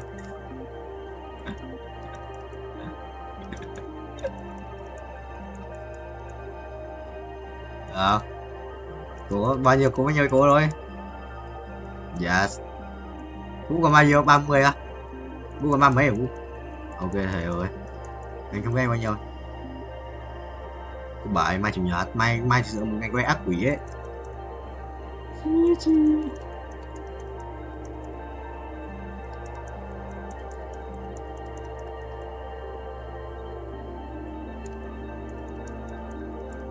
Chuẩn không? Thực sự là vẽ không giống thật đâu.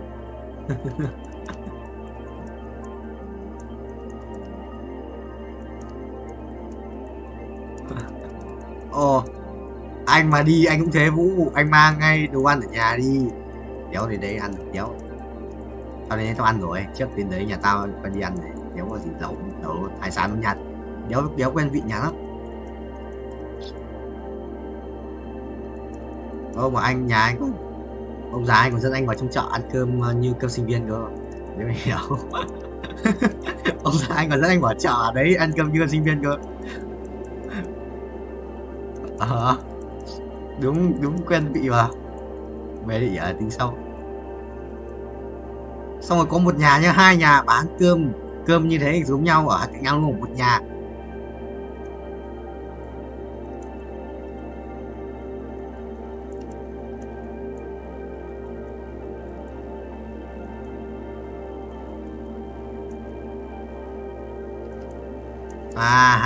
Lại giống cái thằng không đăng bài chữ tao à? Giống cái thằng bảo làm các bạn chép bài được điểm cao hơn các bạn được học các kiểu à? Lại giống cái thằng đấy à?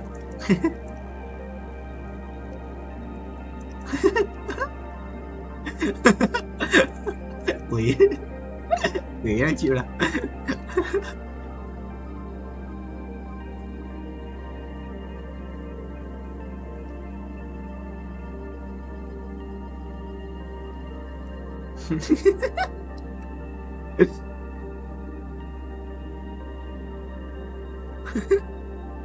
Bà ra tút đợi tôi ra trường à? Phải không?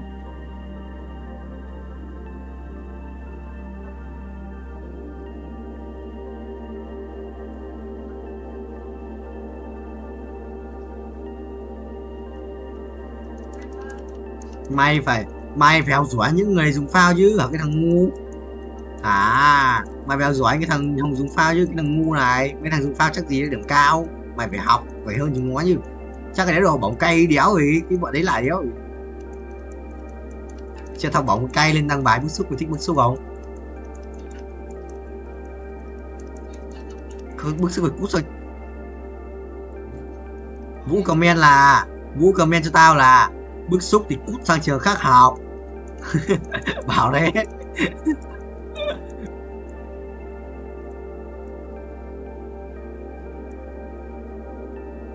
Chỉ gì qua của nó mà quỷ lợn đi. Ơ nhờ cái môn cuối đã áp điểm lên nào quân vũ à, cái môn cuối tự luận đi đã áp điểm lên với về quân sự đổi tóc màu hồng hồng trong là đổi tóc như boy phố ấy quân vũ nhưng quân để tóc như boy phố ấy Vũ.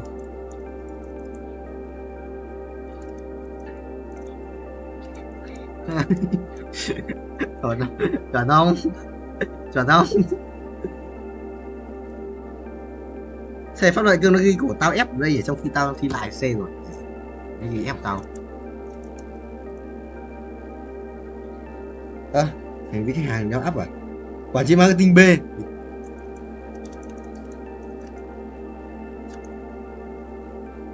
Út, hai tỏi lời quay, lời bay quá thôi nhặt mũ ngồi nổi luôn chứ không. Lời bay quá. Làm chi? Mày làm gì? Nếu mà tầm 15 ngày 15 á, ngày 15 mà ngày thứ hai à? Không được rồi. Thứ ba đi học.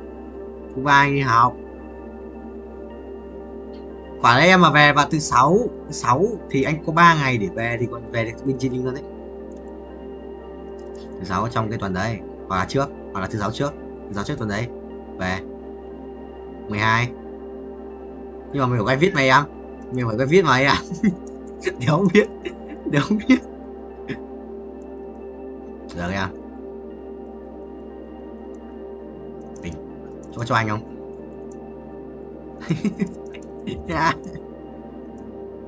Sang ấy cho cháu xin với.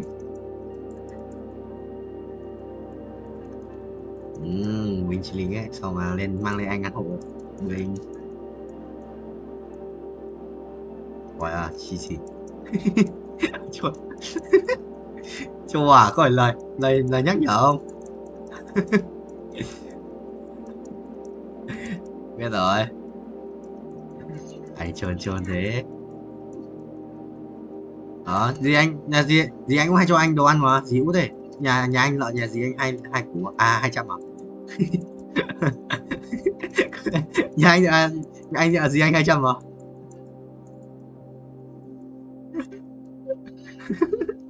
Vâng biết là có cái sự gì cũng biết được độ khó mà.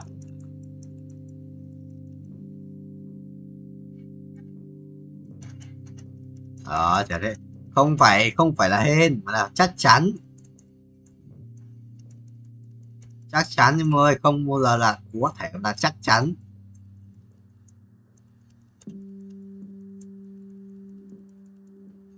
Được không vậy? Mà cái machine là như nào? Anh không hiểu cái machine này. Yes.